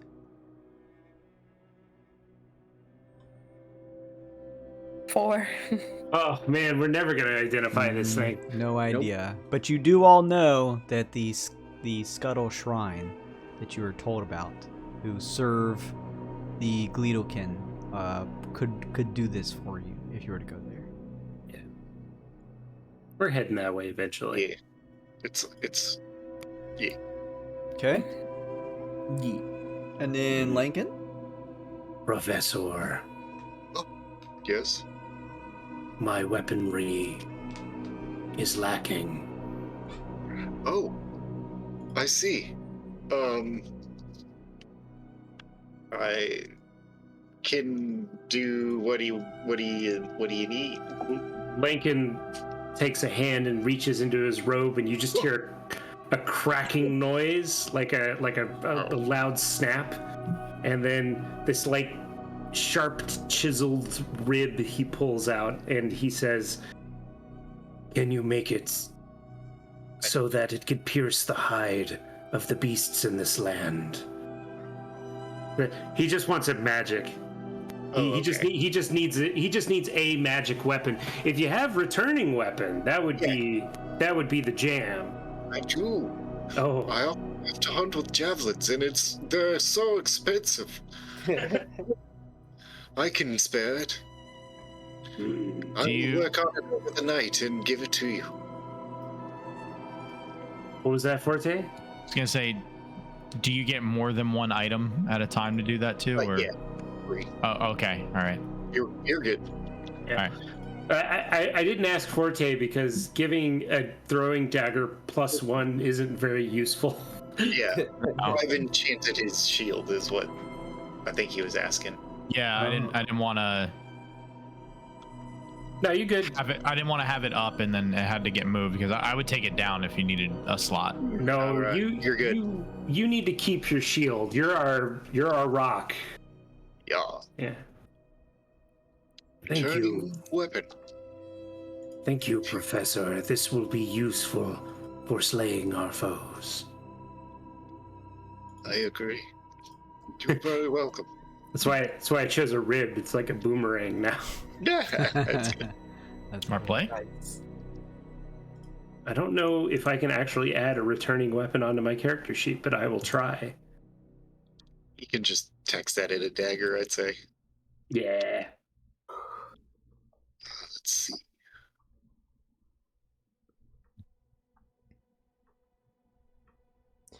It is And the that's first all. hour of blight time before you all start to sleep. That's been 2 hours, right? Yeah, hasn't hit another tick just yet. Or yeah, because it's 4 hours, not 2 hours. Sorry. Opie's gonna go to bed. Okay. Time well as well. Everybody Lincoln's- else? Lincoln's gonna stand on top of the cart and look spooky near the fire. I'm assuming we're within the cart is near the fire. Yeah. It's set up so that no one's in the darkness. Yep. Okay, with that, unless anyone else says anything, we're gonna have 8 hours long rest pass as everyone gets a little shut-eye in. Nice. 8 hours pass.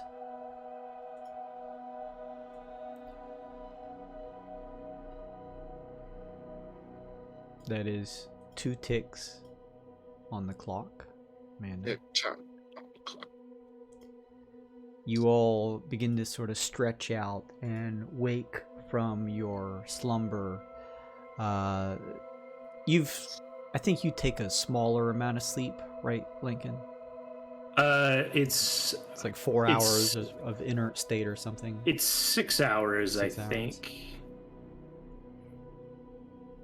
But it just has to be non-strenuous activity. I could like walk around. Yeah, and you're stuff. still conscious. Okay. So at this point, like it's probably like an hour before the others kind of wake up. You see Volse and his Durgard get up and just sort of like do some maintenance around their wagons. Volse like turns and kind of pees in a nearby bush and lights another cigar and just kind of studies the stonework around. Is kind of talking with his Durgar with an open map. You know, waking up and clearly active, but not doing much to like interpose on any of you all. You all begin to wake, and as you pull yourselves out of your tents, you look over. Lincoln, you've already known this, but the others now see your mount or your draft animal is still a stone statue. Ugh. Maybe it wasn't the kind that fades quickly. So maybe we got to barter with these guys to like take us back.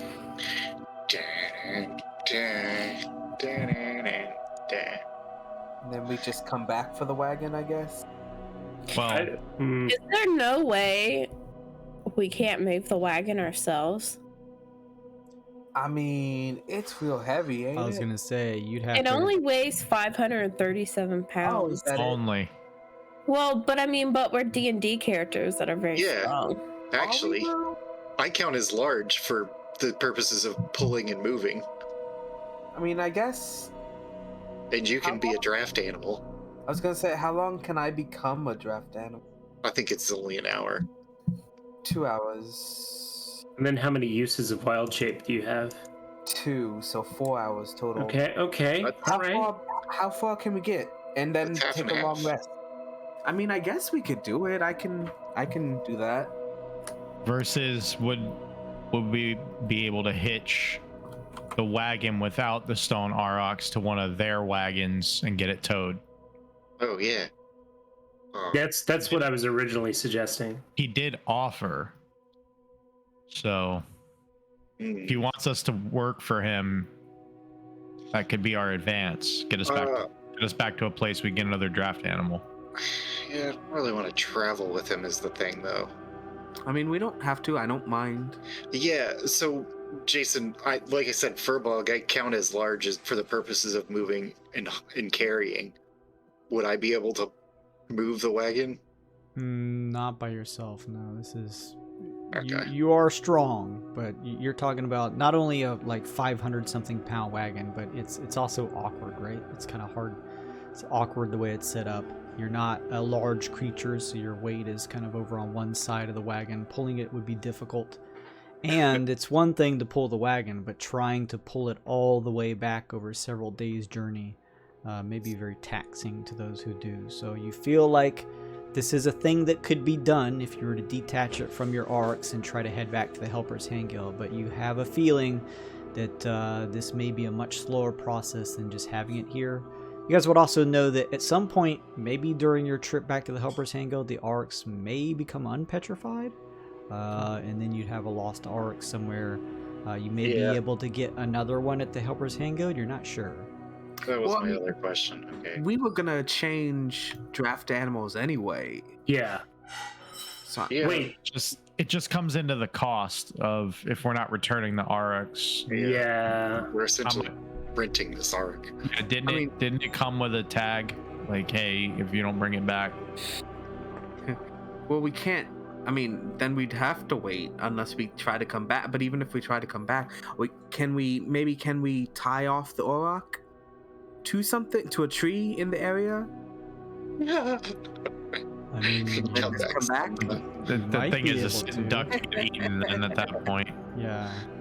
Um, These are all things that I'm not saying there's any right way. I'm just telling you what you guys would naturally know in this sort of immersive world as your options. Well, okay, so he said that he was going to give us that coin in return for the price of the trip back to the Helper's Hand Guild, right? He was mentioning that yes, he was going to kind of use the initial toll money since you all felt like you were getting ripped off. He was like saying, hey, I was actually going to use that toll money as a service fee and I can just take you back if you wanted. Well, I hate the option, but if he can also get our auroch back, I think it's the only option. Well, I guess that's the thing. If he can because if he can't, then we might as well just go back ourselves. Well, Raggedy Man, Let's ask. for the sake of expediency, we do that. What do you ask, Vols? What's the question? If he can transport the our auroch I'm not. as well as us. He walks over to your wagon and studies both. Looks like your wagon could be detached rather safely from your stone friend here. I suppose we could probably rig it up to one of the back of ours. Caravan it back. This aurochs, on the other hand, though, is pure stone. He kind of taps it with a knuckle. Don't think I can move that. Not at a good pace, and I like moving at a quick pace. If we cut it in half and then, oh wait, I hear myself.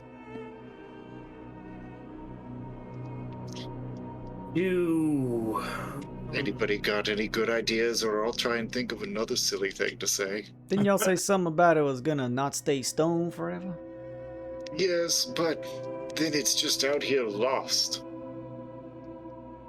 Well, I Do we suppose if know- you leave it here, sure. Y'all made it seem like y'all was gonna stay with it. Maybe we just give him another day. Do we know how expensive it would be if we didn't return the auroch? You're not sure. Fuck.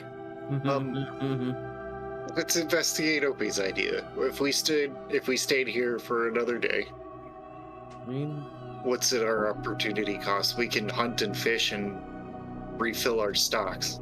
Yeah. I mean, you guys probably have plenty of food where you don't even have to do that. We could hunt and fish. Yes, you can do that if you want to. Vol says, y'all are welcome to stay longer, though I have to admit, it's about time here when the light comes up that me and my boys gotta get going. So it's up to Yeah. y'all. Shit. Maybe we wait, and then we have... Okay. All right. So here's Luke's plan. Lincoln doesn't say this because it's too convoluted. It sometimes occurs to Bark. So we wait another day. If he's still like fully not thawed out, let's take Wild Shape Tynar down to the Radiant Well and do the Radiant Well thing. And meanwhile, we can tie him up to something. He won't die if he's tied up for like a day, hopefully. I'm into this. All right. That's someone that's not Lincoln says that. Bark has suddenly had an idea that he stole from Lincoln, like he steals his porridge and his bedding. He conveys all that, and I think that's a good idea. All right, very well. Seems like y'all are sticking around. Yes. I wish y'all the best of luck. Sorry that I have to get up and get going, but got deadlines to meet. Got money to make. Wishing y'all the best on your travels, and I hope we come across paths again, Vol says. We will.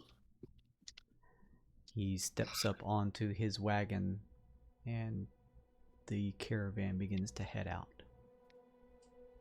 Survive. So, what are you guys doing? Just fucking around. Well, Figuring out what kind of cool animal Tynar is gonna be. An ox. Oh, yeah. we're getting like a little bit low on water. Oh, yeah. Oh, that's- So Opie's probably gonna go and try to find a water source. I can create, what did I say, 60 gallons of water a day. Yeah, Oh, I think God. that was our There port you of go. call before we rested. You were going to fill those barrels again. Got So it. that it was zero cost. Get you use Okay. your use and then regain your spell slot. That makes Sure. sense. Did we say that for last time, or is that this upcoming? Oh, you can do it Well- last time, sure. Okay. Yeah, I've got create or destroy water here. So Oh, how much water? yeah, I've got 3 second level spell slots and 4 first level spell slots. I would have had 2 second level spell slots from last rest, so We Just- really only need 40. 10 50. gallons. 10 gallons. Okay. Well, I mean, we don't want to overload the cart because we're gonna try to pull it ourselves, possibly. yeah. Well, I'm gonna pull it. I got it. Being smart. So what do you yes. guys say? 10 gallons or maybe 20? Perhaps can we always- just fill the one barrel. Because we're only like 7 pounds short on that one, right? 13 pounds. 13 pounds, yeah. Okay, well then we'll just fill that one. No need to tax our old friend. Especially when we can actually make water from nothing. Right. Yeah. Okay, it's filled up. Sweet. Full barrel of water. Anything else? Otherwise, you can always hit the fast forward button. Is there anywhere to fish? You could make a check to see if there is an available water source. Please give me a nature check. Actually, just kidding. Please give me a survival check. Really, a crit. 24.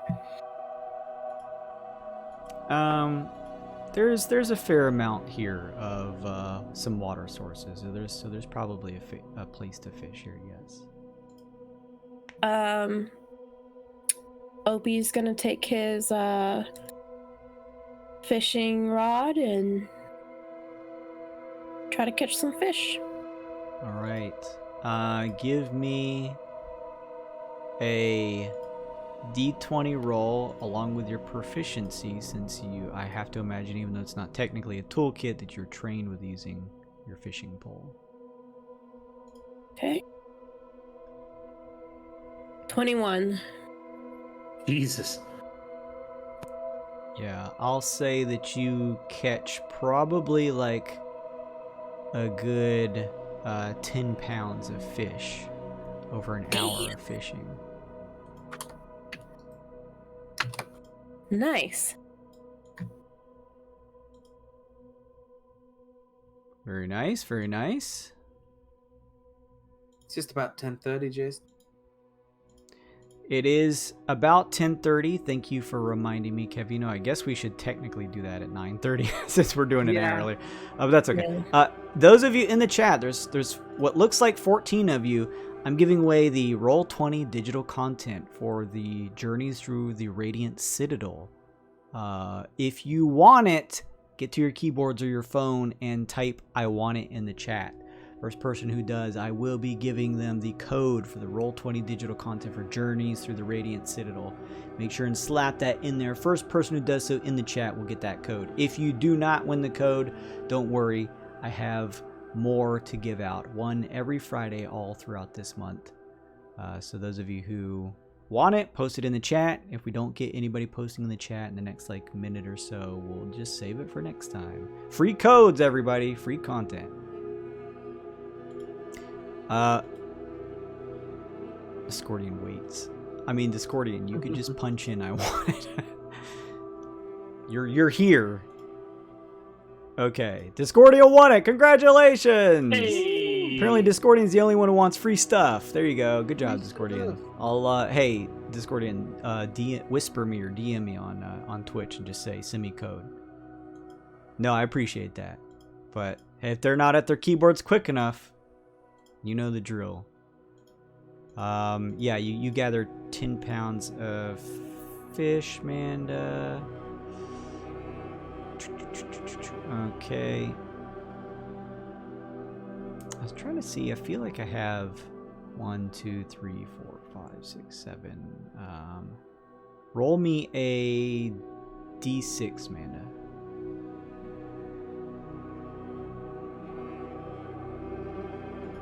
Six. You catch a couple fish known as the Ooze Heads. They are like real slimy, ugly-looking fish that are about medium size. They kind of have to give them a hard grip so that they don't squeeze out of your hands, but you're able to collect those 10 pounds worth. And Call it tilapia and sell it for more expensive prices.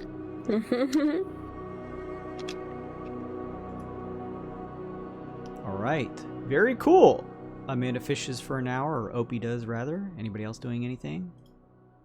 We need to tie down the stone animal. Yeah. We bought all that extra rope, so... And hey, guess who has 10 iron spikes? This guy.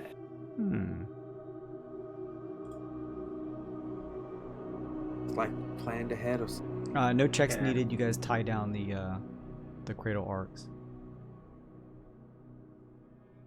Don't go running off now. I'll say another hour passes. It has been 12 hours since the stone arcs was petrified. Can we get to the radiant well in, what is it, 6 hours? 4? 2, 4, 6. Yeah. All right. Well, let's see if we can make it there. What? Do you get your wild shape back on short rest or long rest? Pretty sure I don't have it yet. Because we haven't leveled up yet, Jason. I need a level 5. There's a specific reason why you're not getting the level up yet. I don't know. Transformative. I don't like to complain about it.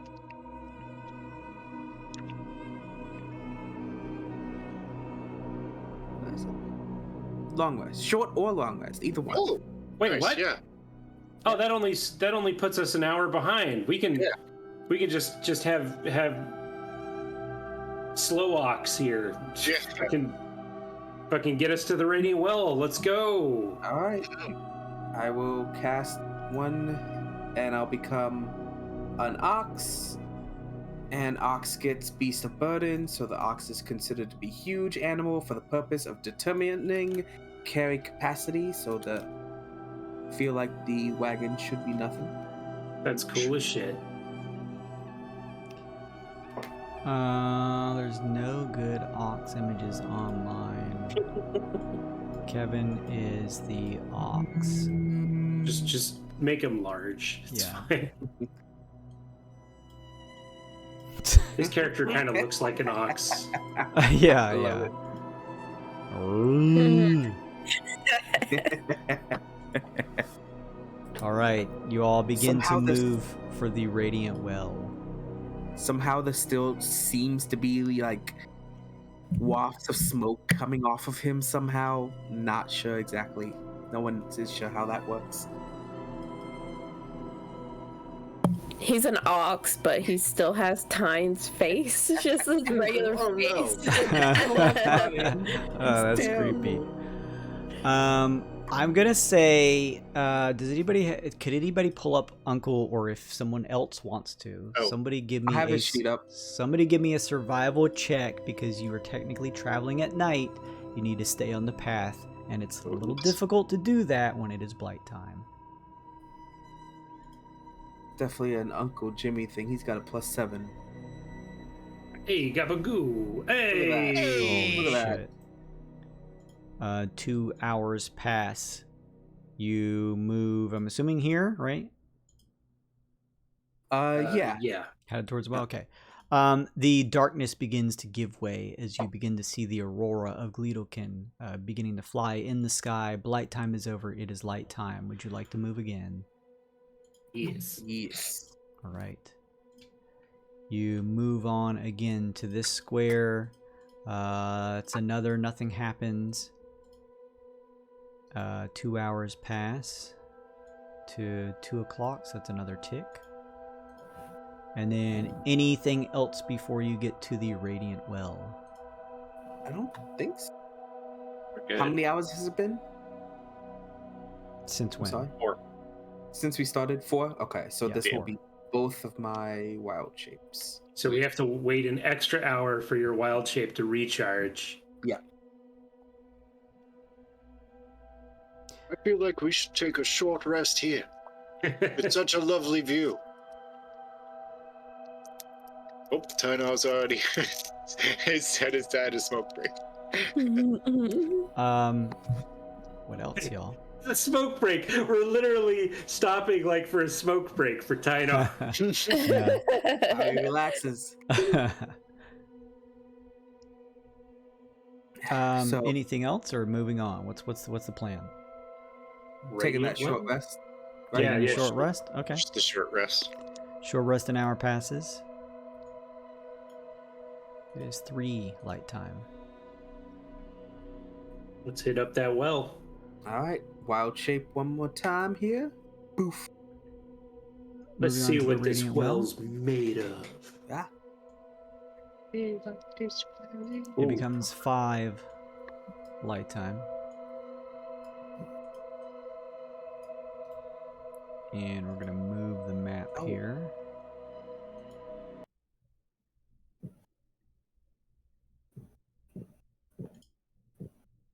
I don't know why I thought this would put us so far out of the way. I don't know how I didn't see the straight line ahead back.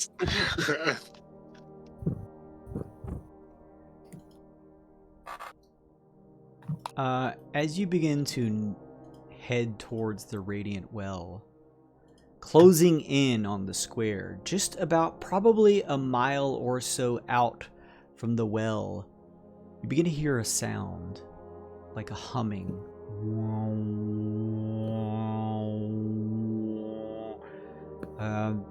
Uncle Jimmy, who's probably sitting at the cart, turns, and inside he sees and relays to you all that the harmonic emitter is glowing brighter. This device that was built into your cart is glowing brighter. You begin to hear now a voice, soft at first, but growing in its audio nature so that everyone can hear it. And it sounds as though it is Alana Lowe. She says, "I sense it. The emitter is telling me you are nearing one of the radiant wells. You will need to use the harmonic emitter Once it is within proximity of the well, the arcane nature of the emitter will unlock the well. You'll need to leave your wagon below as you ascend up to the hill where the well has been stored. There will be a cover to it. When you are ready, you will crack this cover. It is only able to be opened if you have the wagon nearby with the emitter inside. Once you crack the well, we will need to allow a certain amount of life energy to pour from the well.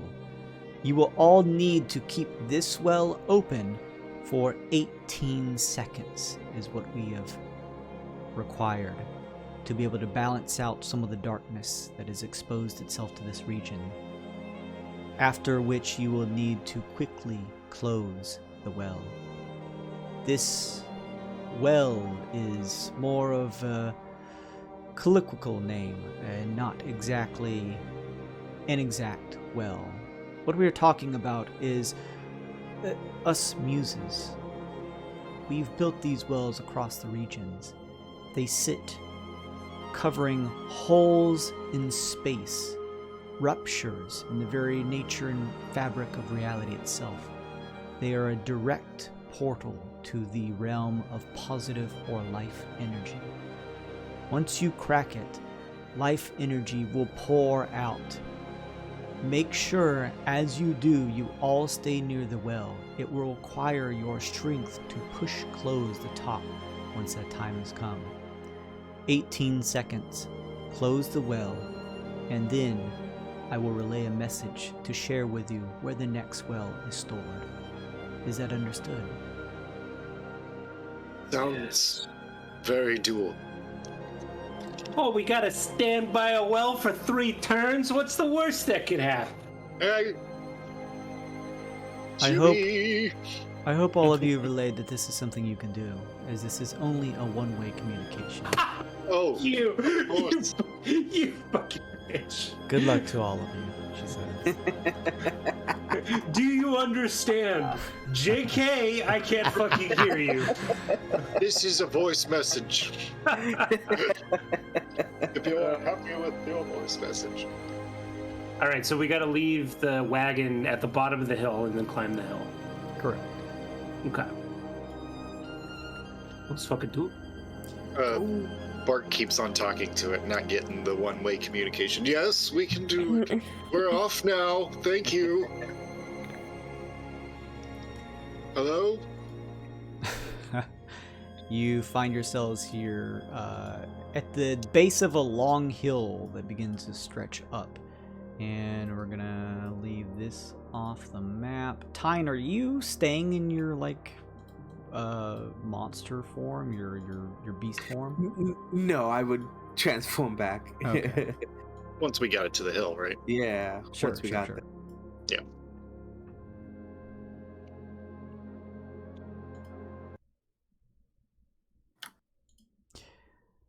Okay, you all find yourselves in a new place as you begin to ascend the steps. I'm going to shift the maps over.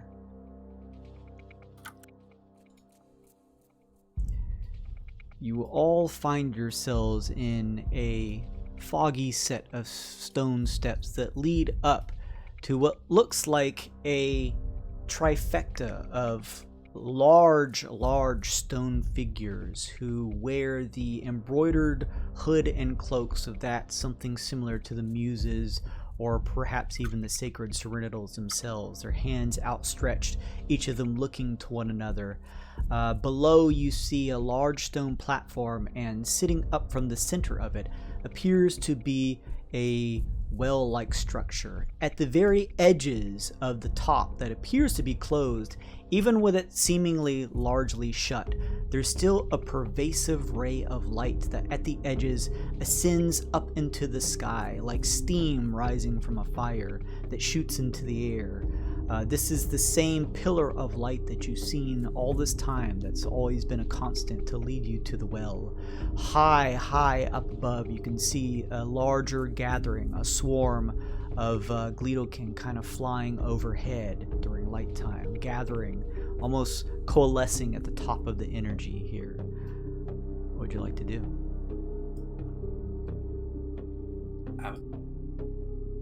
I mean, I guess we go down there, right? What she said?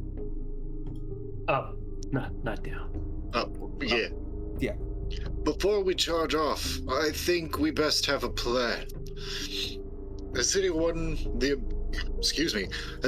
the ability to strengthen each other? To give us some sort of boost in strength? I've got bless for Yes. 4 creatures.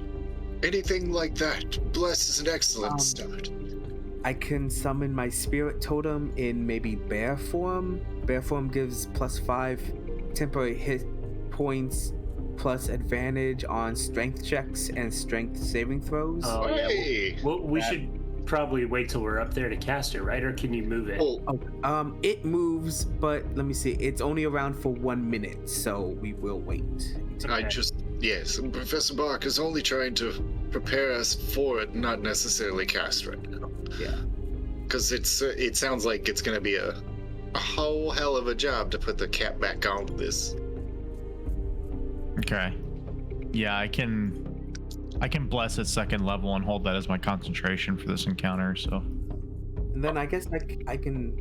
I don't know if I can maybe become some kind of. I don't know if any sort of beast would be stronger than Big gorilla. I was gonna say maybe an ape or something like that. Be a big gorilla.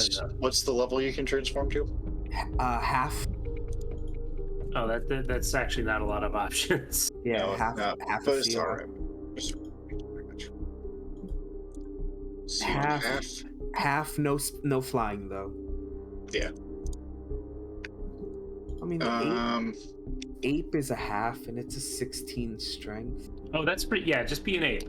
Yeah, that's you said 16. That's probably up top Yeah. for what you can get. All right. Sounds like we all have something. I mean, other than me, I throw sticks at things, but Yeah. Who's gonna want one of the 3 blesses? I think I'll take one for myself. Jimmy's got noodly arms. He's not so strong as I recall. Lincoln's not too strong either. Yeah, So But I it's- think Jimmy has Attack rolls are saving throws. It's not skill checks for bless. Yeah. So if combat breaks out, we'll want it. Bless. Okay. I'm gonna start moving up the hill. skill. Have guidance. That'll be good if we need to make a skill check we know about before it happens. I can Okay. become a velociraptor? That can't be right. There's no way Velociraptor is challenge rating 1/2. It Yeah, says boy. challenge rating is a quarter. 1/4. Oh, what? One because good they're- is the- They're chicken size. They're not. Oh, it's Yeah. a real Velociraptor, It's a not real Velociraptor. not a Jurassic Park No. Velociraptor. Okay. Who wants control Uncle Jimmy? I'll take Uncle Jim. All right, you have Sure. control over Uncle Jimmy. You all go on ahead. I'll stab you in the back from here. I mean, Hate to see you leave, but love to watch you go.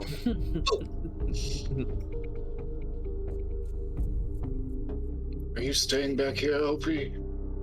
Oh no, I'm going. Sorry. I wanted us big beefy boys to bring up the back. Don't. I was just trying for the alliteration, nothing else. Opie probably is staying close to, like, right behind Lincoln. It is very bright. Mhm. Lincoln will float onto the stairs with Tyne. Mm-hmm. Okay, we're here. We gotta get the case off, right? That's our first thing. Standing closer to the well as the sort of just slight seeping energy pours out of the cracks of it. You can see the top of the well is a structure that looks like a top that can be cracked. You see the same bands of symbols that surround the edges of the well that look like the same makeup of runes that surrounds your harmonic emitter, and the top does look like it is could be shifted and moved from this thing, and you can kind of see there's like a swirl that almost looks like a pool, but made of stonework that makes the top of it. As you step close, you feel this innervating, slightly invigorating energy that seems to fill your bodies even without it cracked. Feel like I'm getting stronger, maybe. This feels like death to me. I want to make an Arcana check, I guess. Or Okay. is there any use to that? I'll do it. I'm gonna do it at sure. advantage. Here it goes. Yeah. What are you trying to do? Get a sense of the cool ass magic here. 22 for identifying this cool ass magic here. This is strong, radiant life energy. It fills my soul. I guess I also want to check if this is enough for that Arcana check, or I'll make another one. The method to crack this thing. Athletics. You need to push the top to crack it. Oh, okay. Right. And then, how do we seal it again? Is that self-obvious? From what it sounded like Ilana Lou was telling you, you're not going to push the entire thing off. You're just going to push it enough so that some of the energy seeps out, and then when the time comes, close the thing. I gotcha. Okay. Kinda I was thinking crack as in break, not like No, a jar. sorry. Gotcha. Like the swivel thing so that it's open enough so a good energy can pour in, and then just swivel it back to close it. I gotcha. Okay. Crack like a jar. Yeah. Are we all ready? Yep. So I guess so. I will summon my spirit totem as a bear spirit. Everyone will gain 9 temporary hit points. 9. And we have what is it? We have advantage on strength checks and strength saving throws. This campaign has completely changed my opinion on Shepherd Druid. They're like the best thing ever. Yeah, I thought Shepherd Druid was like, the bonuses are kind of neat, but the fact that you can choose all these different ones, and I didn't know how good the Unicorn was at healing. It's such a good class. Anyway, You have really control good. over this bear totem. he's a bear. And then I will also spend a my other wild shape to become a 8. Okay. Is that large size or just medium size? It's a medium beast, but it's stronger than I am. You ape out. He's gonna go ape. I've heard that on the radio. He is a monkey. This is funny to me. Silly monkey. Okay, so we all go together. We're all gonna. All right. Jesus. A blood red energy. Similar to Biden giving his address to the nation. A blood red light fills the area.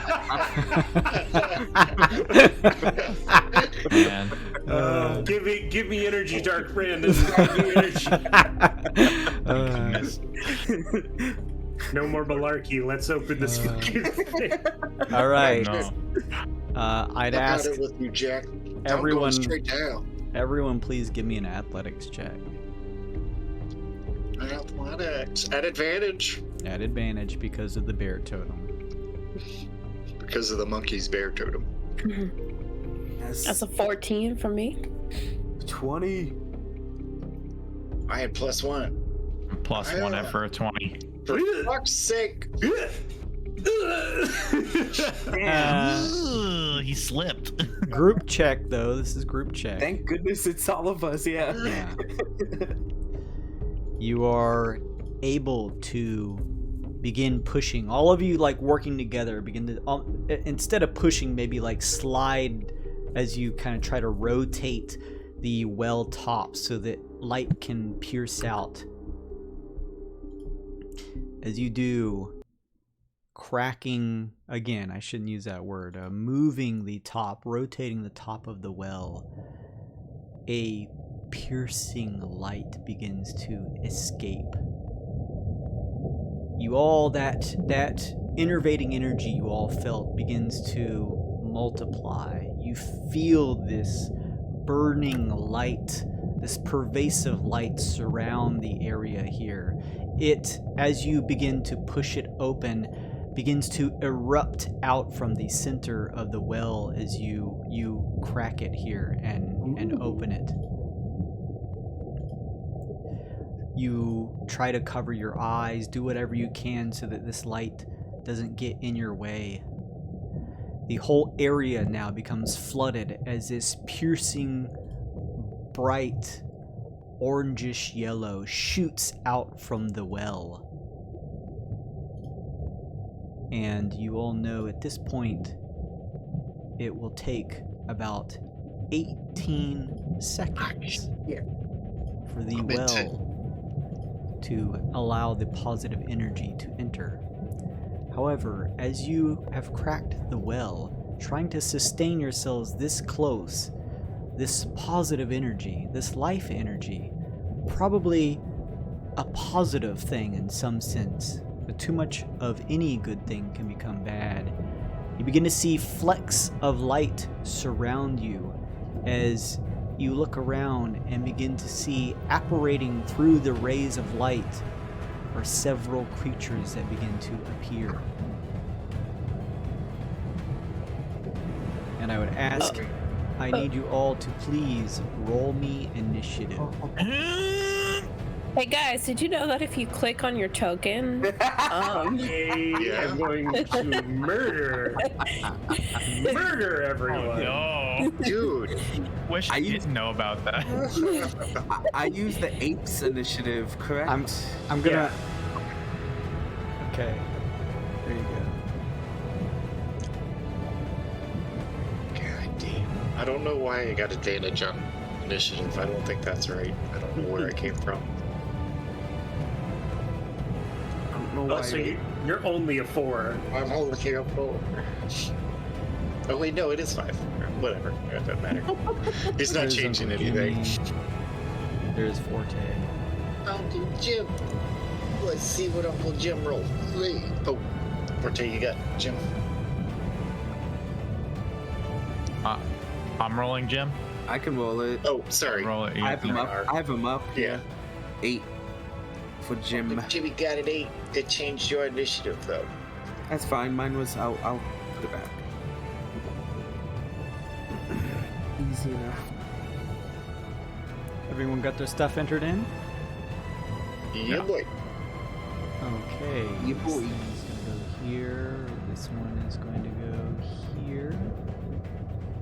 This one is going to go here.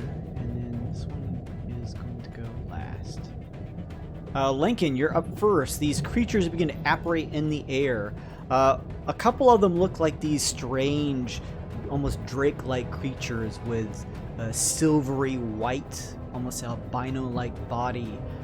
Their only other feature, other than just sort of like a swimming eel-like back end, is a single sort of hand that extends from the top of their bodies. The final creature that looks different from the rest, it's just this mass, this ball of what almost looks like pure radiant energy with flecks of what look like these scale-like radiant tentacles that extend from its back end. Okay, that's something else. Can I make a nature check on these bad boys? Sure. This makes total sense. No, I don't want your advantage. This makes sense. Lincoln doesn't know what these things are. In fact, I think for flavor purposes, I'd say like this big beam of radiant light is making like weird like shadow motes fly off of Lincoln's bones. Like it's actually actively painful for him to be standing here. But he's gonna take a crack at stopping these little creatures. He's gonna Hunter's Mark the one that looks like an orb. Sure. And he's gonna move down here, and he's gonna fire his cool new returning weapon at our boy here. 17 to hit. 17 does not hit. Oh my God, Jason! Why does everything have 18 plus AC in this campaign? Fuck! Offhand. There we go. That is totally gonna hit. You also get your good boy card for that. Oh, one, and I get some more damage. Means you bonus damage. Actually, this is a lot of bonus damage for an offhand attack. And Hunter's Mark. Oh yeah. Yeah, it's gonna be 16 altogether. Nice. Yeah, pretty good for. So he threw his boomerang thing. It missed. He caught it back, and then in his offhand, he threw one of his normal little bone shards at the guy. And that's it for Lincoln. All right, very good. It is the creature's turn, or one of them. It shifts over to you, Forte, and attempts to touch you with a tail slap that it tries to shoot out with. That is going to be, let's see here, 13 versus AC. That will not hit. All right, it tries to do it one more time. This time for 16 versus AC. Will not hit. Ooh, Trying to whip its way towards you, Forte, even with the blistering light. This energy almost, yeah, it's almost like it's that sensation of your body feeling jittery from, like, you know, caffeine or something. But this feels almost extraordinarily so. It's almost, although this is positive light, this is life energy. There's something about it that being this close almost feels dangerous. But you're able to kind of defend yourself against the creature attacking you. That brings us to Opie. You're up. What is this thing again? Sorry. Big ball of light. That's Big ball hard to of hit. radiant energy, it looks like, with scaled radiant tentacles at the back. Knowledge checks are free, though. That's what it looks like.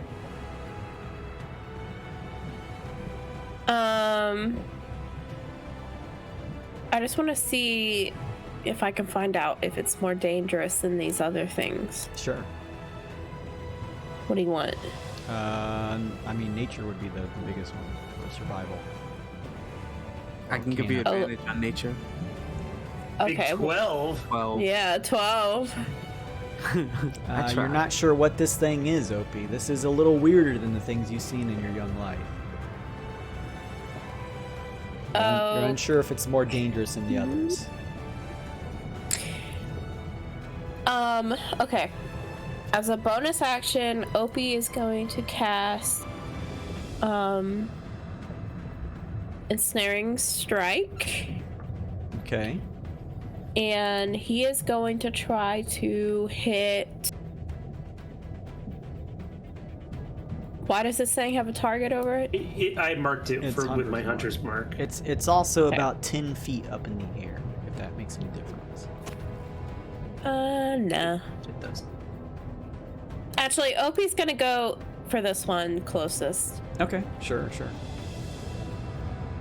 They're all similarly about 10 feet up in the air since they all fly. Okay, 26 to hit. That's going to hit. Oh, by the way, I am gonna use my card to do extra damage. Hell Nice. yeah. Oh, Oh damn. that's a lot. That's a lot. So that's 9 piercing, Mm-hmm. and then Nice. plus a 10, Double damage. Double damage. so that's 19 piercing, and it has to make a DC 12 strength save or be ensnared. It would, but what does it look like when you eviscerate Oh, it? shit. Opie hits it clean through the head, and the vines come up, like, oh shit, like it's time to like ensnare it, and then it just like crumples to the ground, and the vines just wither away. Like if you eat a watermelon seed, it just. Yeah. All right. Very good, Opie. Anything else? Nope. All right. It is the one on the right side's turn. It begins to fly over to you, Tyne, in your ape form, and attempts to attack you with its tail whip. First attack is unnatural 20 versus AC. No, that misses apes. That misses apes. Don't you know Usually resistance. apes naturally come with full plate? Yeah, apes together strong. Yeah. It hits you with its tail attack, Tyne. But instead of feeling painful physical pain, you feel a radiant energy begin to shoot through your arm. You gain 12 hit points past your maximum. What the fuck? You come. No. That was in the chat, everybody. Oh, we're not supposed to kill the friendly. Add 12 hit points to your maximum. You're currently 12 over your max. It tries to hit you again with its tail attack. This one is only going to be for 13 versus AC. It probably still hits a monkey. It still hits me, yeah. Oh, okay. Apes is 12. Ape You is gain an additional 13 hit points over your maximum. The strong monkey. 12. So is it 12 over... So have I gained 24? Yes. Okay. So add 24 to whatever your hit point maximum is. As an ape. Yeah. Well, as an ape, I now have more HP than Tyne does normally. Yeah, Wrong. probably.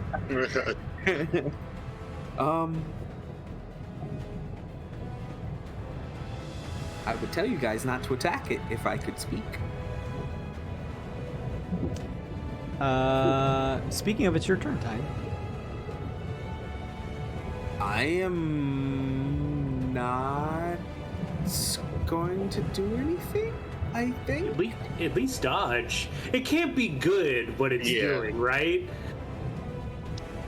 I mean, I mean, unless the well is going to explode and it's trying to help us survive it. Can I make an out-of-turn Arcana check on this attack? What strange is this? Sure. Yeah, like you see Tyne look like even stronger. It's like, what happened? You're Optimus Prime at this point. Yeah, Professor Bark, you see this happening and see the whiplash from the tail hit Tyne, but instead of, cracking his arm with physical blunt damage, you see this radiant light energy fill his arm. His arm almost bulges up in his primate form from gaining more hit points. His arm looks stronger. It looks more muscly than it was before. He looks like he could withstand more hits. He seems as though he's filled with some radiant energy. Ooh. Ooh. Ooh. This is a strange encounter. I guess I'll take the dodge action, but otherwise I'm just gonna wait to put the thing back on the well. Okay. Uncle Jimmy then's up. Uncle Jimmy should shift up there and help out his buddy Forte. Y'all seems to got the South Hemisphere covered. Does he need to get into melee range, or should he attack with his crossbow? He's got his crossbow. He's got 10 feet of range, too. Oh, yeah, he's a fucking bugbear. They can just reach. I still would love to play a bugbear with a pole arm and just hit stuff from like 20 feet away. 20 feet away. That's awesome. That would be an amazing. It was kind of Obese's attack pattern. Was gonna Sorry, be... who's rolling for Uncle who's Jimmy? doing Uncle Jimmy? I was waiting for if you were gonna move him. I guess. Nah, he doesn't. Sorry. Yeah, he's shooting with his crossbow. My bad. Crossbow? He Okay. doesn't. Yeah, Everybody can so this control Uncle Jimmy. 18 to hit. 18 hits. For 7 and 6. Yeah, he's next to old buddy. So 13 piercing damage. All And I right. think it's. His surprise attack, I think, would go off as well. Yeah, I don't remember how it works for buddy. It's he has to act before this guy. And this Yeah. guy's he's already gone. Has this one already gone? Okay. Yeah. Okay. All right. So I think that's it for him. 13 piercing.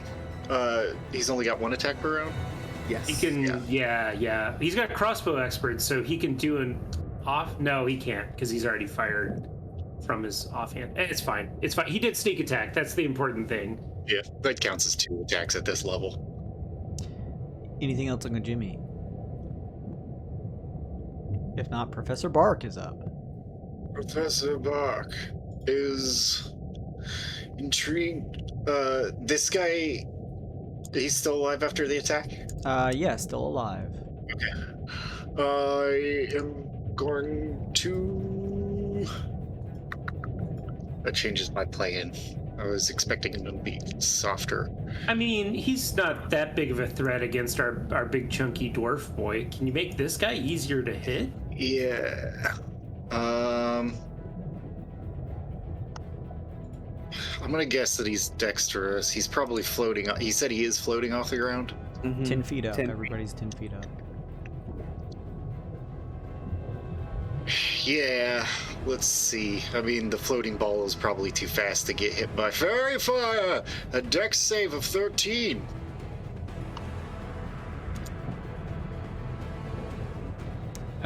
Needs to make a dex save and This easily guy does. here, yeah.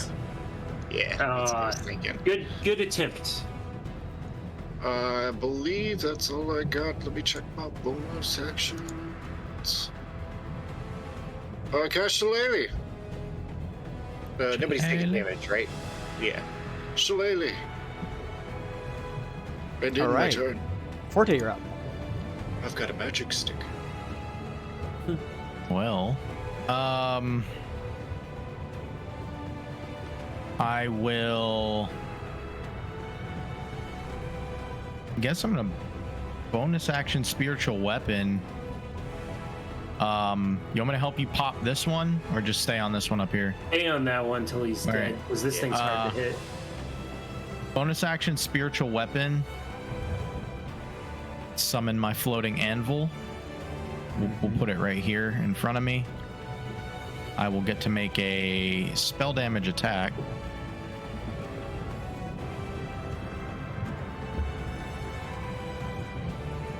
It didn't roll a hit. It did. Yeah, it did. 10. It did 10 Yeah. versus AC. 10 does not hit, unfortunately. Okay. And then my main action will be to dodge. Okay. And that's all I can do. All Thanks. right. Take the dodge action. Very nice. It is this creature's turn. It moves towards you, Lincoln, flying over through the air and tries to whip at you with its tendrils. Yeah. I'm staying off at the speed of light. 14 versus AC. That does not hit. Nice. Tries to whip one more time for 17 versus AC. That just hits. You gain 8 points beyond your maximum.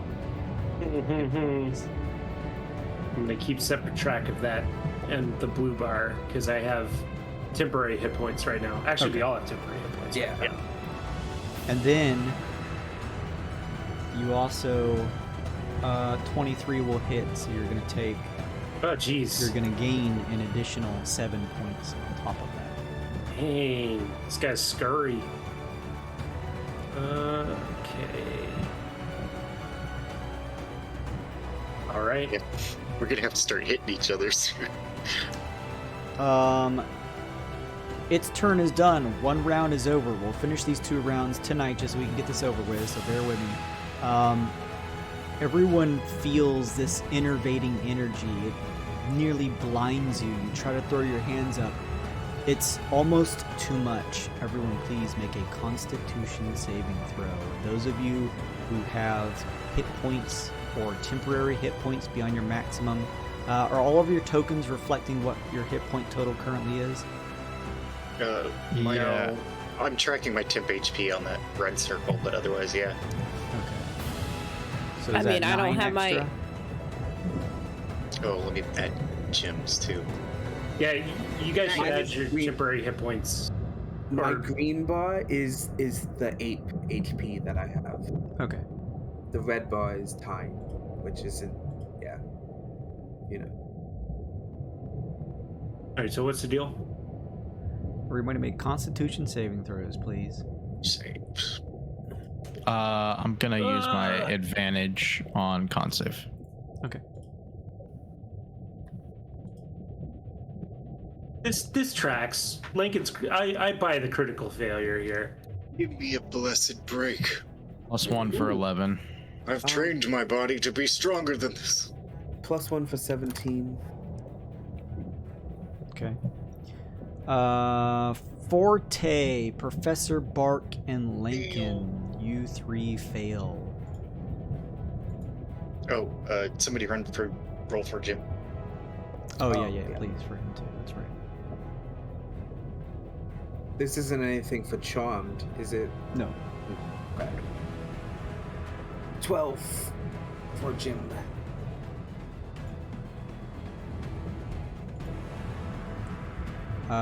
Okay. Does Uncle Jimmy have temporary hit points? We all do. Yes, Everyone yeah, does. How We many? all do, yeah. How many? 9. 9. Okay. All right. He's safe. Those three of you who have failed, please roll me a d6. 3 and 3. Ooh.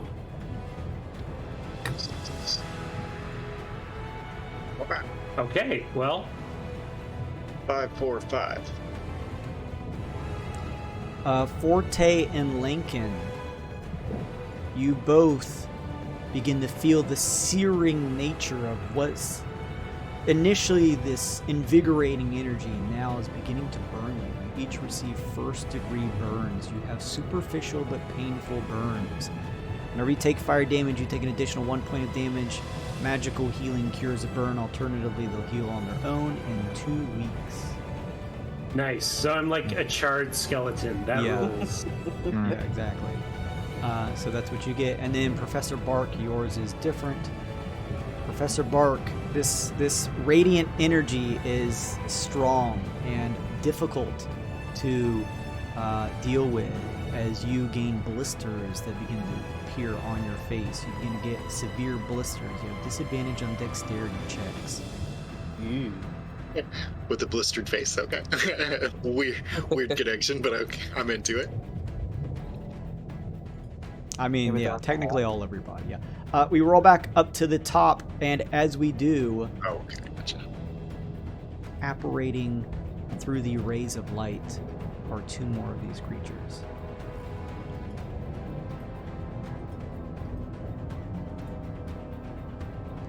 Right. Lincoln, you're up. I'm probably gonna slash at this guy in front of me. And I am going to use my good boy card. Or no, my advantage rather. Yeah, 21 to hit. Hits. That's gonna be 17 damage all day, every day. Split between piercing and psychic. Very nice. It's going to be this, and then 7 more makes it this. Okay, very good. Anything else, Lincoln? Yeah, I'm gonna move down here. And I'm gonna do an offhand attack on this guy. Sure. 8 does not hit. Yeah, that's that'll all for me. miss as it kind of swims around in the air. That means it's the one next to Forte's turn. It tries to whip you with its tail. Disadvantage. Then that's gonna miss. It tries one more time. That's also gonna miss. The AC is too high over here. Opie's up. Oh, sorry, real quick, Jason. The ball has 2 more hit points. I did 2 less damage because I struck him in melee instead of throwing. Oh, gotcha. Okay, that's fine. Opie, you're up.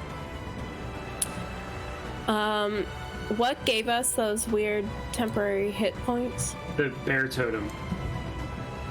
That we summoned. And then these things. The creatures attacking. Okay. The creatures They all are do. healing you. Not hurting you. But you're now beginning to put together that in conjunction with the radiant energy here, it is almost too much for a normal person to be around. It is dangerous. Kill this thing. It attacks 3 times. The other guys are less threatening. Okay, yeah. Opie's he's gonna cast Ensnaring Strike again. Mm-hmm.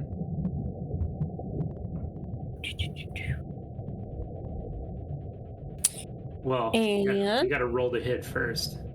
Well, yeah, but I'm just casting it. Yeah, it's a 14. 14 goes a little wide as it swims through the air, unfortunately. Remember, you still have Ensnaring Strike until you hit something. Okay. That's it then from me. Okay. The creature next to you, Tyne, it wants to hit you, so it swings its tail your way for 18 versus AC. Disadvantage. Well then disadvantage, that's 13 versus AC. Still hits. Alright, if that still hits, then you are going to gain 13 hit points. That's a lot of hit points. It tries to swing again, but that one is actually going to miss with disadvantage. It is done. Tyne, you're up. Your body is beginning to swell in the areas that you're gaining this energy. It's making you stronger, but almost creating these masses on your body. What feels like muscles kind of beginning to harden now. It's almost like a growth on you. It's not good. As much as you think time may enjoy life energy, this may be too much. Yeah. Alright, so I'm gonna attack that one that's been trying to hit me. Sure. The 8 gets 2 fist attacks, so... Oh my god. You swing twice, but unfortunately miss both times of those attacks. A 1 and a 2. Oh, I don't even see it in the chat. I don't know why it's rolling directly at Jason, but... Yeah, that's fine. It's because you're a monkey. Wild see shape it. forms Yeah, I too, see yeah. it. Yeah, Jason sees. I don't know why. Yeah, I'm just clicking. You don't want to see these rolls. Get that shit out of here. Sorry, Tyne. Anything else? No. That's it. All right, Uncle Jimmy, you're up. Which one was damaged? This guy? Yes. I haven't put in. I didn't. Did anybody else hit those? Yeah. Uncle Jimmy did. Sorry. Yeah, Jim. Because I think he was pretty close to being dead. Yeah. Shoot him again. You were, yeah. Utah. Dead enemies can't die. I think he misses. 8 to hit. That's gonna miss. Should we do his off bonus action to? Yeah, might as Yeah. well. Do it. Shank him.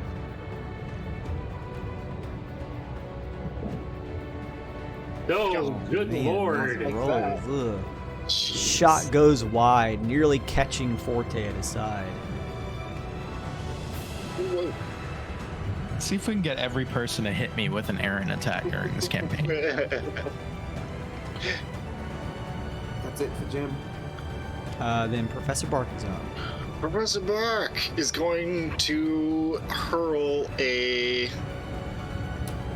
large green concoction at the flyboy there. It is a ray of sickness. Hey, Gaga! 18 to hit. On the ball of energy. Yeah, this guy. That misses. No! 19? Can I add my +1?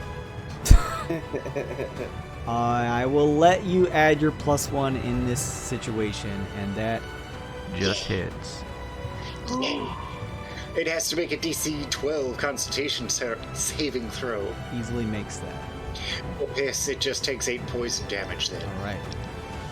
Still takes the damage. Very nice. Anything else? Yeah, it's not so bad. I think I'm going to spread out from OP. That looks good. And that will end my turn. Okay. With that, it's Forte's turn. All right, main action dodge, bonus action to hit with my spectral hammer. That's a 9. Unfortunately. That's all I can do. Thanks. It is these creatures' turn. This one just next to Lankin naturally wants to hit him and thus swings Be away. reasonable. Does it cost, sorry, first- hold on. Does it cost your action to make a swing with your spirit weapon? I think it was like It's bonus action to swing. Main action is dodge. I don't know that you're in danger of taking so much damage. I think I might attack, is what I mean. And, like swing the guy with the warhammer or Swing with something. the warhammer. He's almost dead. Swing with the warhammer. 17. That'll hit. Yeah. Worm. Oh, Yeah. 10 bludgeon. What's it look like Yeah. when you kill that thing? Oh yeah. He'll swing through it, and it kind of bursts into light. It explodes in a flash of light. Very good. Good call. like a Power Rangers enemy. Yeah. Yes, exactly. And no longer dodging.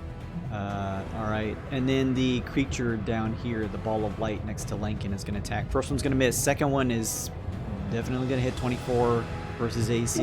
Yeah. That is going to be 11 additional hit points added to your maximum. Okay. The final one, 12 versus AC. They all attack 3 times. That misses though. No, this is the ball boy here. Oh, yeah, that misses. Okay, that one misses, so just that one then. This creature that appeared below you swims over towards Opie and tries to attack Opie. No, he's flanking me if we were playing 4th edition. Y'all, I think this is the first time I've been attacked in this entire campaign yet. No, you got attacked last week. Take a lot less. Okay. Opie, 14 versus AC. That misses. Opie, 14 versus AC. Misses. It fails. All right, this one next to Uncle Jimmy is going to try and swing his way. One of those is absolutely going to hit at a 24 versus AC, unnatural 20, and then the other one's going to miss. Uncle Jimmy is going to gain 7 hit points.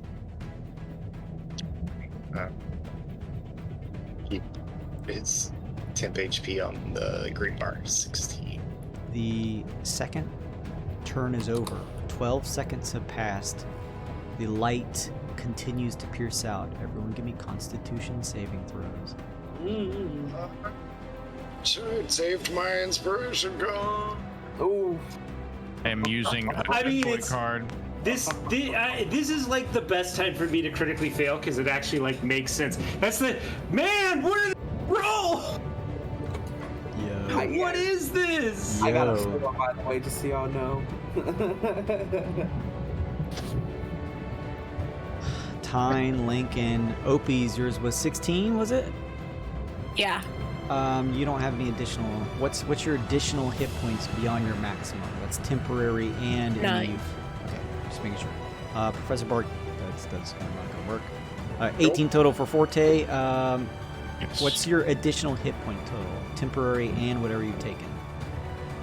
It's 9 extra total. Okay, just making sure. All right. So, Bark, Lankin, Tyne. Can we get a roll for Jimmy? Yeah. Jimmy's at plus 16? 16, yeah. Kevin. Can we make a roll for Uncle Jimmy? Thanks, Kevin. Okay. So, Uncle Jimmy, someone please just make a note for Uncle Jimmy here. Uncle Jimmy, Bark, Lincoln, and Tyne. I need you all to please make a d6 roll. Oh god damn it! It's the same one. What is this? 6. What the fuck is happening? Making marrow soup over here with you. The 2 is for Jim. Sorry, Jimmy.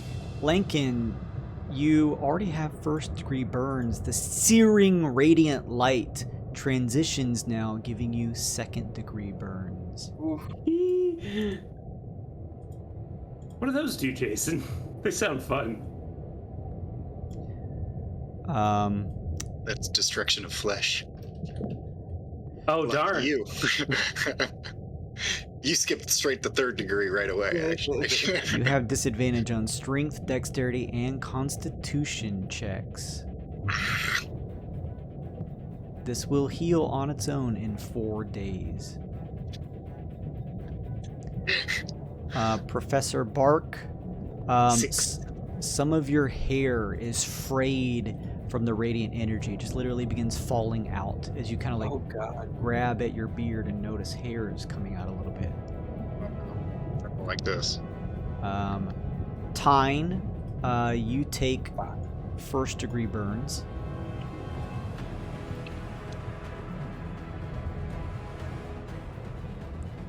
And finally, we had 2 from, was that for Jimbo. The 2 is Jimbo? for Jim. Yeah. Okay, thank you. Let's see.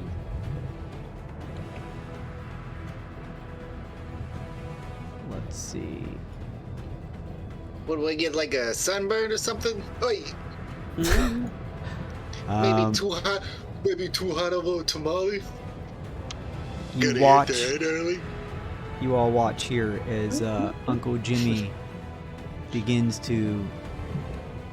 God damn it! Let me just select this area of text that I need to. Okay. Uncle Jimmy develops what look like large skin tumors. They look God. painful. Disadvantage on charisma and wisdom checks. Regenerate can help you out otherwise 5 days before it leaves. We are not even close to regenerate. Disregard that last sentence. Okay. The last 6 seconds. Lincoln, you're up. Oh man. I'm gonna try to stab this guy. I'm gonna try to offhand this guy. I'm done. All right. Very This nice. is just one of those Luke nights, guys. Just Opie, one you're of up. those nights. Poor Lou. I guess Opie's just gonna try to attack the guy next to him. Yep. That's a 24. Oh man, totally hits. That's 7 piercing, Okay. and my swarm's going to attack him as well for 2. Swarm surrounds him for 2. Yeah. And I still have my ensnaring strike. So that's a DC 12 strength save. Strength save. Yeah. Fails hard. Nice. So he is ensnared. And he'll take 1. I think he'll go ahead and take 1 piercing right now, Oh, okay. since he's ensnared. And that's the ensnaring strike damage. Is he like prone? What's anything else? Ooh, Trained. yeah, he's restrained. Okay. Okay. Thank you. Yeah. Very good. Anything else, Opie? Nope. Not for me. Actually, Opie, he'll take a step back. He'll kind of stand at the top of the stairs here. All right. Very good.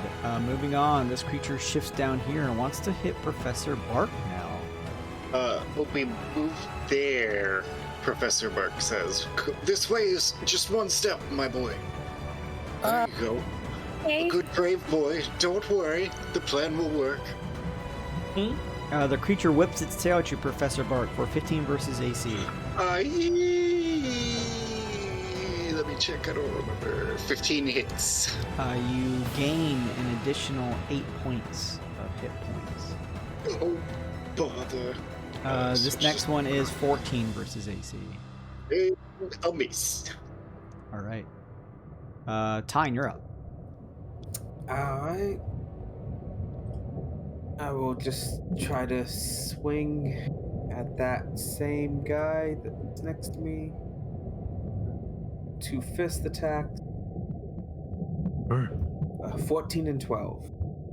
Both of them hit. 5 and 8 damage. All right.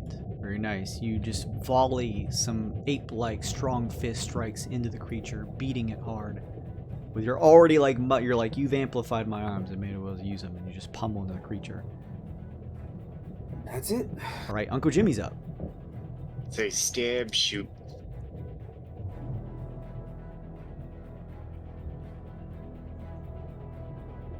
God damn. Jesus, what is happening They tonight? fire off, missing. Unfortunately, sorry, Uncle Jimmy. Well, this is gonna hurt or not hurt, as it will. 1, 2, 3. Oh, he wants to hit you, absolutely. Whips his tail towards you for 16 versus AC. Ooh, that's a hit. You are going to gain an additional 18 points of HP. 18. Yes. Yeah. For fuck's sake. Okay. That's math. It's not easy. 36 and 1. So 37 bonus HP. I pat Opie on the shoulder and say, "Good boy, listening. I know this is gonna hurt, but I hope it helps." And everybody in a line in 30 feet in front of me has to make a dexterity saving throw. Oh. Wait, what? As I cast Tasha's Caustic Brew, I empty out this giant bag of potions across everybody. Oh, I choose to fail the saving throw. Yes, I would also do that, OP. Yeah. You take 5 acid damage. The bad guys need to make a DC 12. First dex saving one throw. succeeds, the ball of light in the back fails. Oh, that's surprising. Yeah! Or no, you're right. if- He's restrained. Hang on. Oh, Yeah. Oh, even better. Failed. I think he just auto fails. Yeah, I'm pretty sure they auto-fail. Disadvantage on Right. deck save for restraint. Yeah, if So- it's disadvantaged, he still fails. A creature covered in this acid takes 2d4 damage at the start of each of its turns until it uses an action to scrape away the potion. Okay. Cool. So we've got kind of a metered tick up on you guys. Yay! Nice play. And then everybody takes that 5 acid damage to start. Put the green dot for the acid. Anything else, Professor Bark? I think I've done enough. I think that's it, yeah. All right. Forte, you're up. You study the surroundings here. You know the 18 seconds are about to be up. You feel as though looking at the well and seeing how much you've pushed to crack open the top of it, pushing it to the side. To get it back to close the well, you would need 3 successful checks from your teammates. Keep that in mind. Starting this term or next turn? At the end of this round, those of you who are adjacent to the well can make a strength athletics check to attempt to close it. And we also have advantage with the bear totem. Okay. So I'm going to try and pop this little serpent then first. And then we're all going to start doing checks, right? It'll be their turns, and then you can do checks.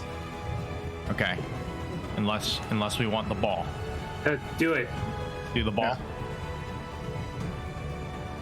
No, Wait, no, what, is the big guy. what is the ball? What are you? The Like floating ball? orb in front of The you. orb next to you is bothering you. just just do what you got to do. Okay. Forte, combat rolls forward with the anvil in tow. Anvil is going to swing. Bonk. Hits. 12 for 7 force damage.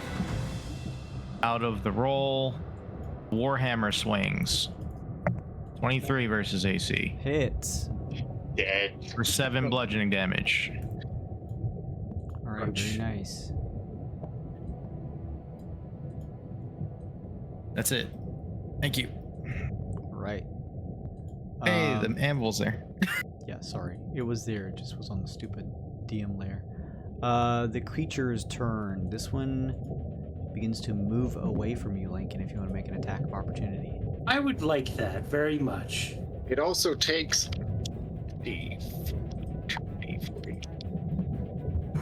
Did a 19 miss these guys before? 19 hit. 19 was a hit, yeah. Then we're gonna take my last +1 and hit him. Yeah. He's gonna take 15 damage from that. Nice. And 4 acid damage. Very nice. It continues to move through the light of the well here over to you, Forte. Attempts to strike you 3 times. Oh no, my dodge is down. You fool. 19 versus AC. Miss. Shit. The second one then is going to miss, and then finally 21 versus AC. 21 will hit. You gain 7 additional hit points. The creature down below you, Lincoln, tries to hit you twice with its tail. He's restrained. Oh yeah, he's restrained. Disadvantage. And he also takes 4 acid damage at the start of its turn. He starts to melt as he tries to whip your way, Lincoln. Nice. First one's gonna miss, I know that. 13 versus AC. Also miss. All right, you dodge those attacks. The one next to you, Forte, and Uncle Jimmy tries to swing its tail your way. It is pretty gross looking, but still up. 20 versus AC? Matches. Okay. Yeah, first attack missed. The second one hits here. That's going to end up giving you 10 additional hit points. You now see the opportunity open up, Forte. It looks as though 4 of you are adjacent to the well and can attempt to close it. If 3 of you pass the DC, then the well will close. If you fail, you'll all need to make additional con checks and another round will happen. So let's get those athletics checks now. With advantage. Ooh, heart of the cards. Mine's just straight because I'm carbonized. Ah! Yeah, boy! Finally! Some good luck. Hey, Opie, you're not adjacent to the... Opie's sending his energy to the others. Sorry, Tyne, you're like bulging monkey arms full of this energy, almost grown too much by the positive energy, pushes against the cover of the well, trying to push it back. Forte, you similarly do, pushing hard. And Lincoln, despite the severe burns, you similarly like throw your bony arms up against the thing and just push as hard as you can. And then Forte, did you make... Oh yeah, it was your advantage check. 15. One from Uncle Jimmy Oh yeah. at advantage.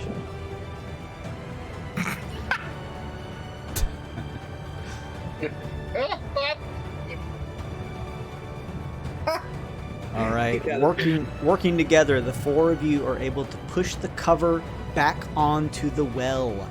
As you do, the pillar of almost fiery, radiant energy collapses, and the area here, once lit up in a near blinding light, begins to dissipate. The radiant creatures floating around you screech in the air, almost squawking, somewhat a mixture of painfully and playfully, as their bodies are surrounded, covered in light, and they dissipate.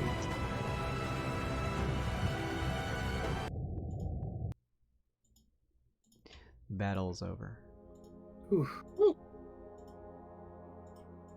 You all... As- Sorry, go ahead. You go ahead. I was going to say, You all hear the loud clang and a clatter of bones as Lankin doubles over and makes noise, hitting the ground for the first time since you've known him, and he just kind of, and like this black ichor just drips from his skull, and he just kind of collapses on the ground.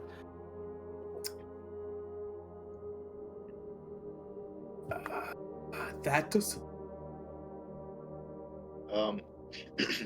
Bark throws a towel at Opie and then makes his way over. Ow! Wipe that acid off you. Yeah. Off, I have to help Lincoln. And then I put on gloves because everybody else would have not, and then start moving on. You'll be okay. Heal. Healing word. Does healing? Yeah, I was gonna. Yeah, because I did magical healing. Fixed one of them. I have second degree. I don't think it's gonna do the trick. What do you think, Jason? Oh, I was only now, Jason, I do have this good boy card. I don't know if I can waylay this at all, but it's the only time I'll have to use it, so I'm throwing it on the board. And See the maximum amount of healing possible from it. I will say, because it seems like such a situational card here, I will allow that to serve as the regenerate you need to recover from your second degree burn. Nice. Y'all there's saved magical me. HP. I'm gonna And heal. all I had to say was, your butt looks great in that robe. The additional healing Healing you word. each received from the creatures, the masses that formed on your bodies from the tail whips and the attacks from the ball-like creature, begins to dissipate. Whatever additional hit points outside of your temporary HP you had from the creatures is gone now. You return back to your normal hit points. Thank God, I thought we were gonna take that straight. I was like, I'm dead, y'all. Pain. It was worse than anything I could imagine. Every strike was like being crushed. And Lincoln is very specifically describing, I mean, because it felt good for everyone else, right, when they got hit? At first, and then it started to feel painful, like too Okay. much of a good thing. For Lincoln's, he only describes a horrible sensation, like getting stabbed with like thousands of little needles. Yeah, it probably never felt good at all for Lincoln. Interesting. Opie's gonna go up to one of the dead things and try to identify it. Like, see what kind of creature it is. Sure. Give me whatever check you can convince me of, and we'll wrap up this session. Because I know we're way over time.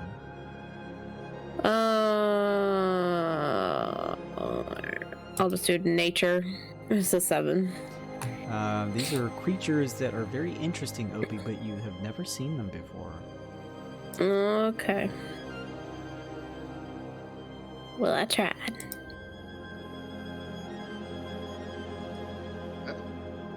Do you have We first did it. degree burns, Nick? I have first degree burns, so I can magical healing them away, I believe. Yeah. I was gonna see if you needed, I could.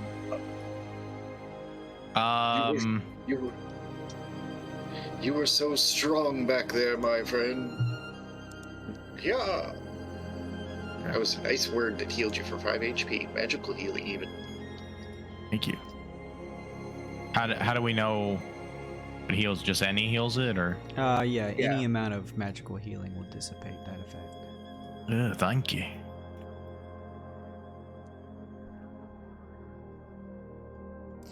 Was that the truth for all the level 1 ones? Because I'm trying to scroll up and find it.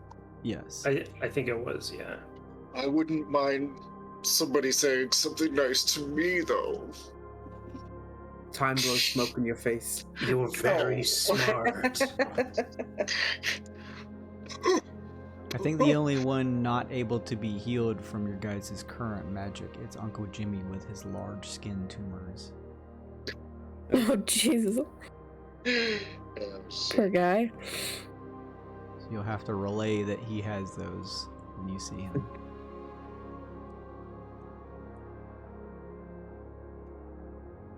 What a weird note. Yeah. How silly. It's like, Normally in 5 days. There we go. There's a 5 text days, block yeah. for him. I got it. So to wrap things up, so I know we're way over time. With the well sealed, you know your wagon down below. You have sealed a radiant well in the first region of the passage, your veil. Your job complete in this region. You know you will likely receive word from Ilanalu once you return to your wagon about where the next radiant well may be up ahead in the next area that you have yet to venture to yet. As you begin to travel down, though, the invigorating light that each of you felt from the well, although now coming to understand that too much of a life or light energy can be potentially dangerous, you all were splashed in the positive life force of the well and have thus become more powerful. Between this session and the next, you may level up to level 5. Multi-attack, let's go! To be a druid. And that is a good place for now to wrap up this session. Thank you everybody for playing along. Sorry, I didn't want to I figured we could maybe try and it went longer than I thought, of course, that's 5e combat, but I figured we could maybe wrap that up because it'd be awkward to like do the combat and then be like, you guys level up in the middle of the session, which is really weird. So this way we can get you all to do your level up stuff from here into the next one. For Texas, he's like, I'm here. Thanks, buddy, for joining. But yeah, thank you so much, everyone, for tuning in and checking out the channel here tonight. I hope you had a lot of fun. There was some interesting stuff that we'll have to share with Slim next time when he's able to play with us again and get his internet unfried. For now, go check out my links. I'm also running D&D games as a pro DM for anyone who wants to go check out my profile over on startplaying.games. I'm going to go raid some people who are your D&D streamers. A big congratulations to Discordian for winning that Roll20 content for Journeys of the Radiant Citadel. If you didn't win that and you still want it, come back next week, Friday evening, for some more D&D.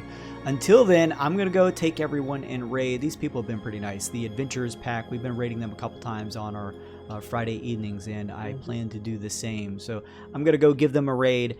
Everyone out there, thank you so much for sticking around for a kind of later running session. But that's the beauty of us starting at 8. I don't plan to do this normally, but I'm just saying when this happens, it feels a whole lot better than us being at nearly 1 o'clock and half of us are falling asleep. So that's great. So yes, thank you everyone. Thank you everyone who stopped in. Thank you for the raid, Catchy. Thank you for the follow, Memo. If you enjoyed the channel and haven't given it a follow already, do so you can be notified when I go live. I do streams all throughout the week. Go check out my Twitter and those links.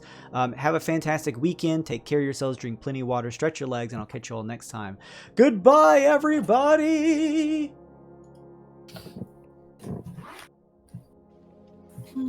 What do you guys think happened? One of the players Robbie played with got carried away and killed him. Well, that's kind of far out. Mazes and Monsters is a far-out game. Swords, poison, spells, battles, maiming, killing. Hey, it's all imagination. Is it?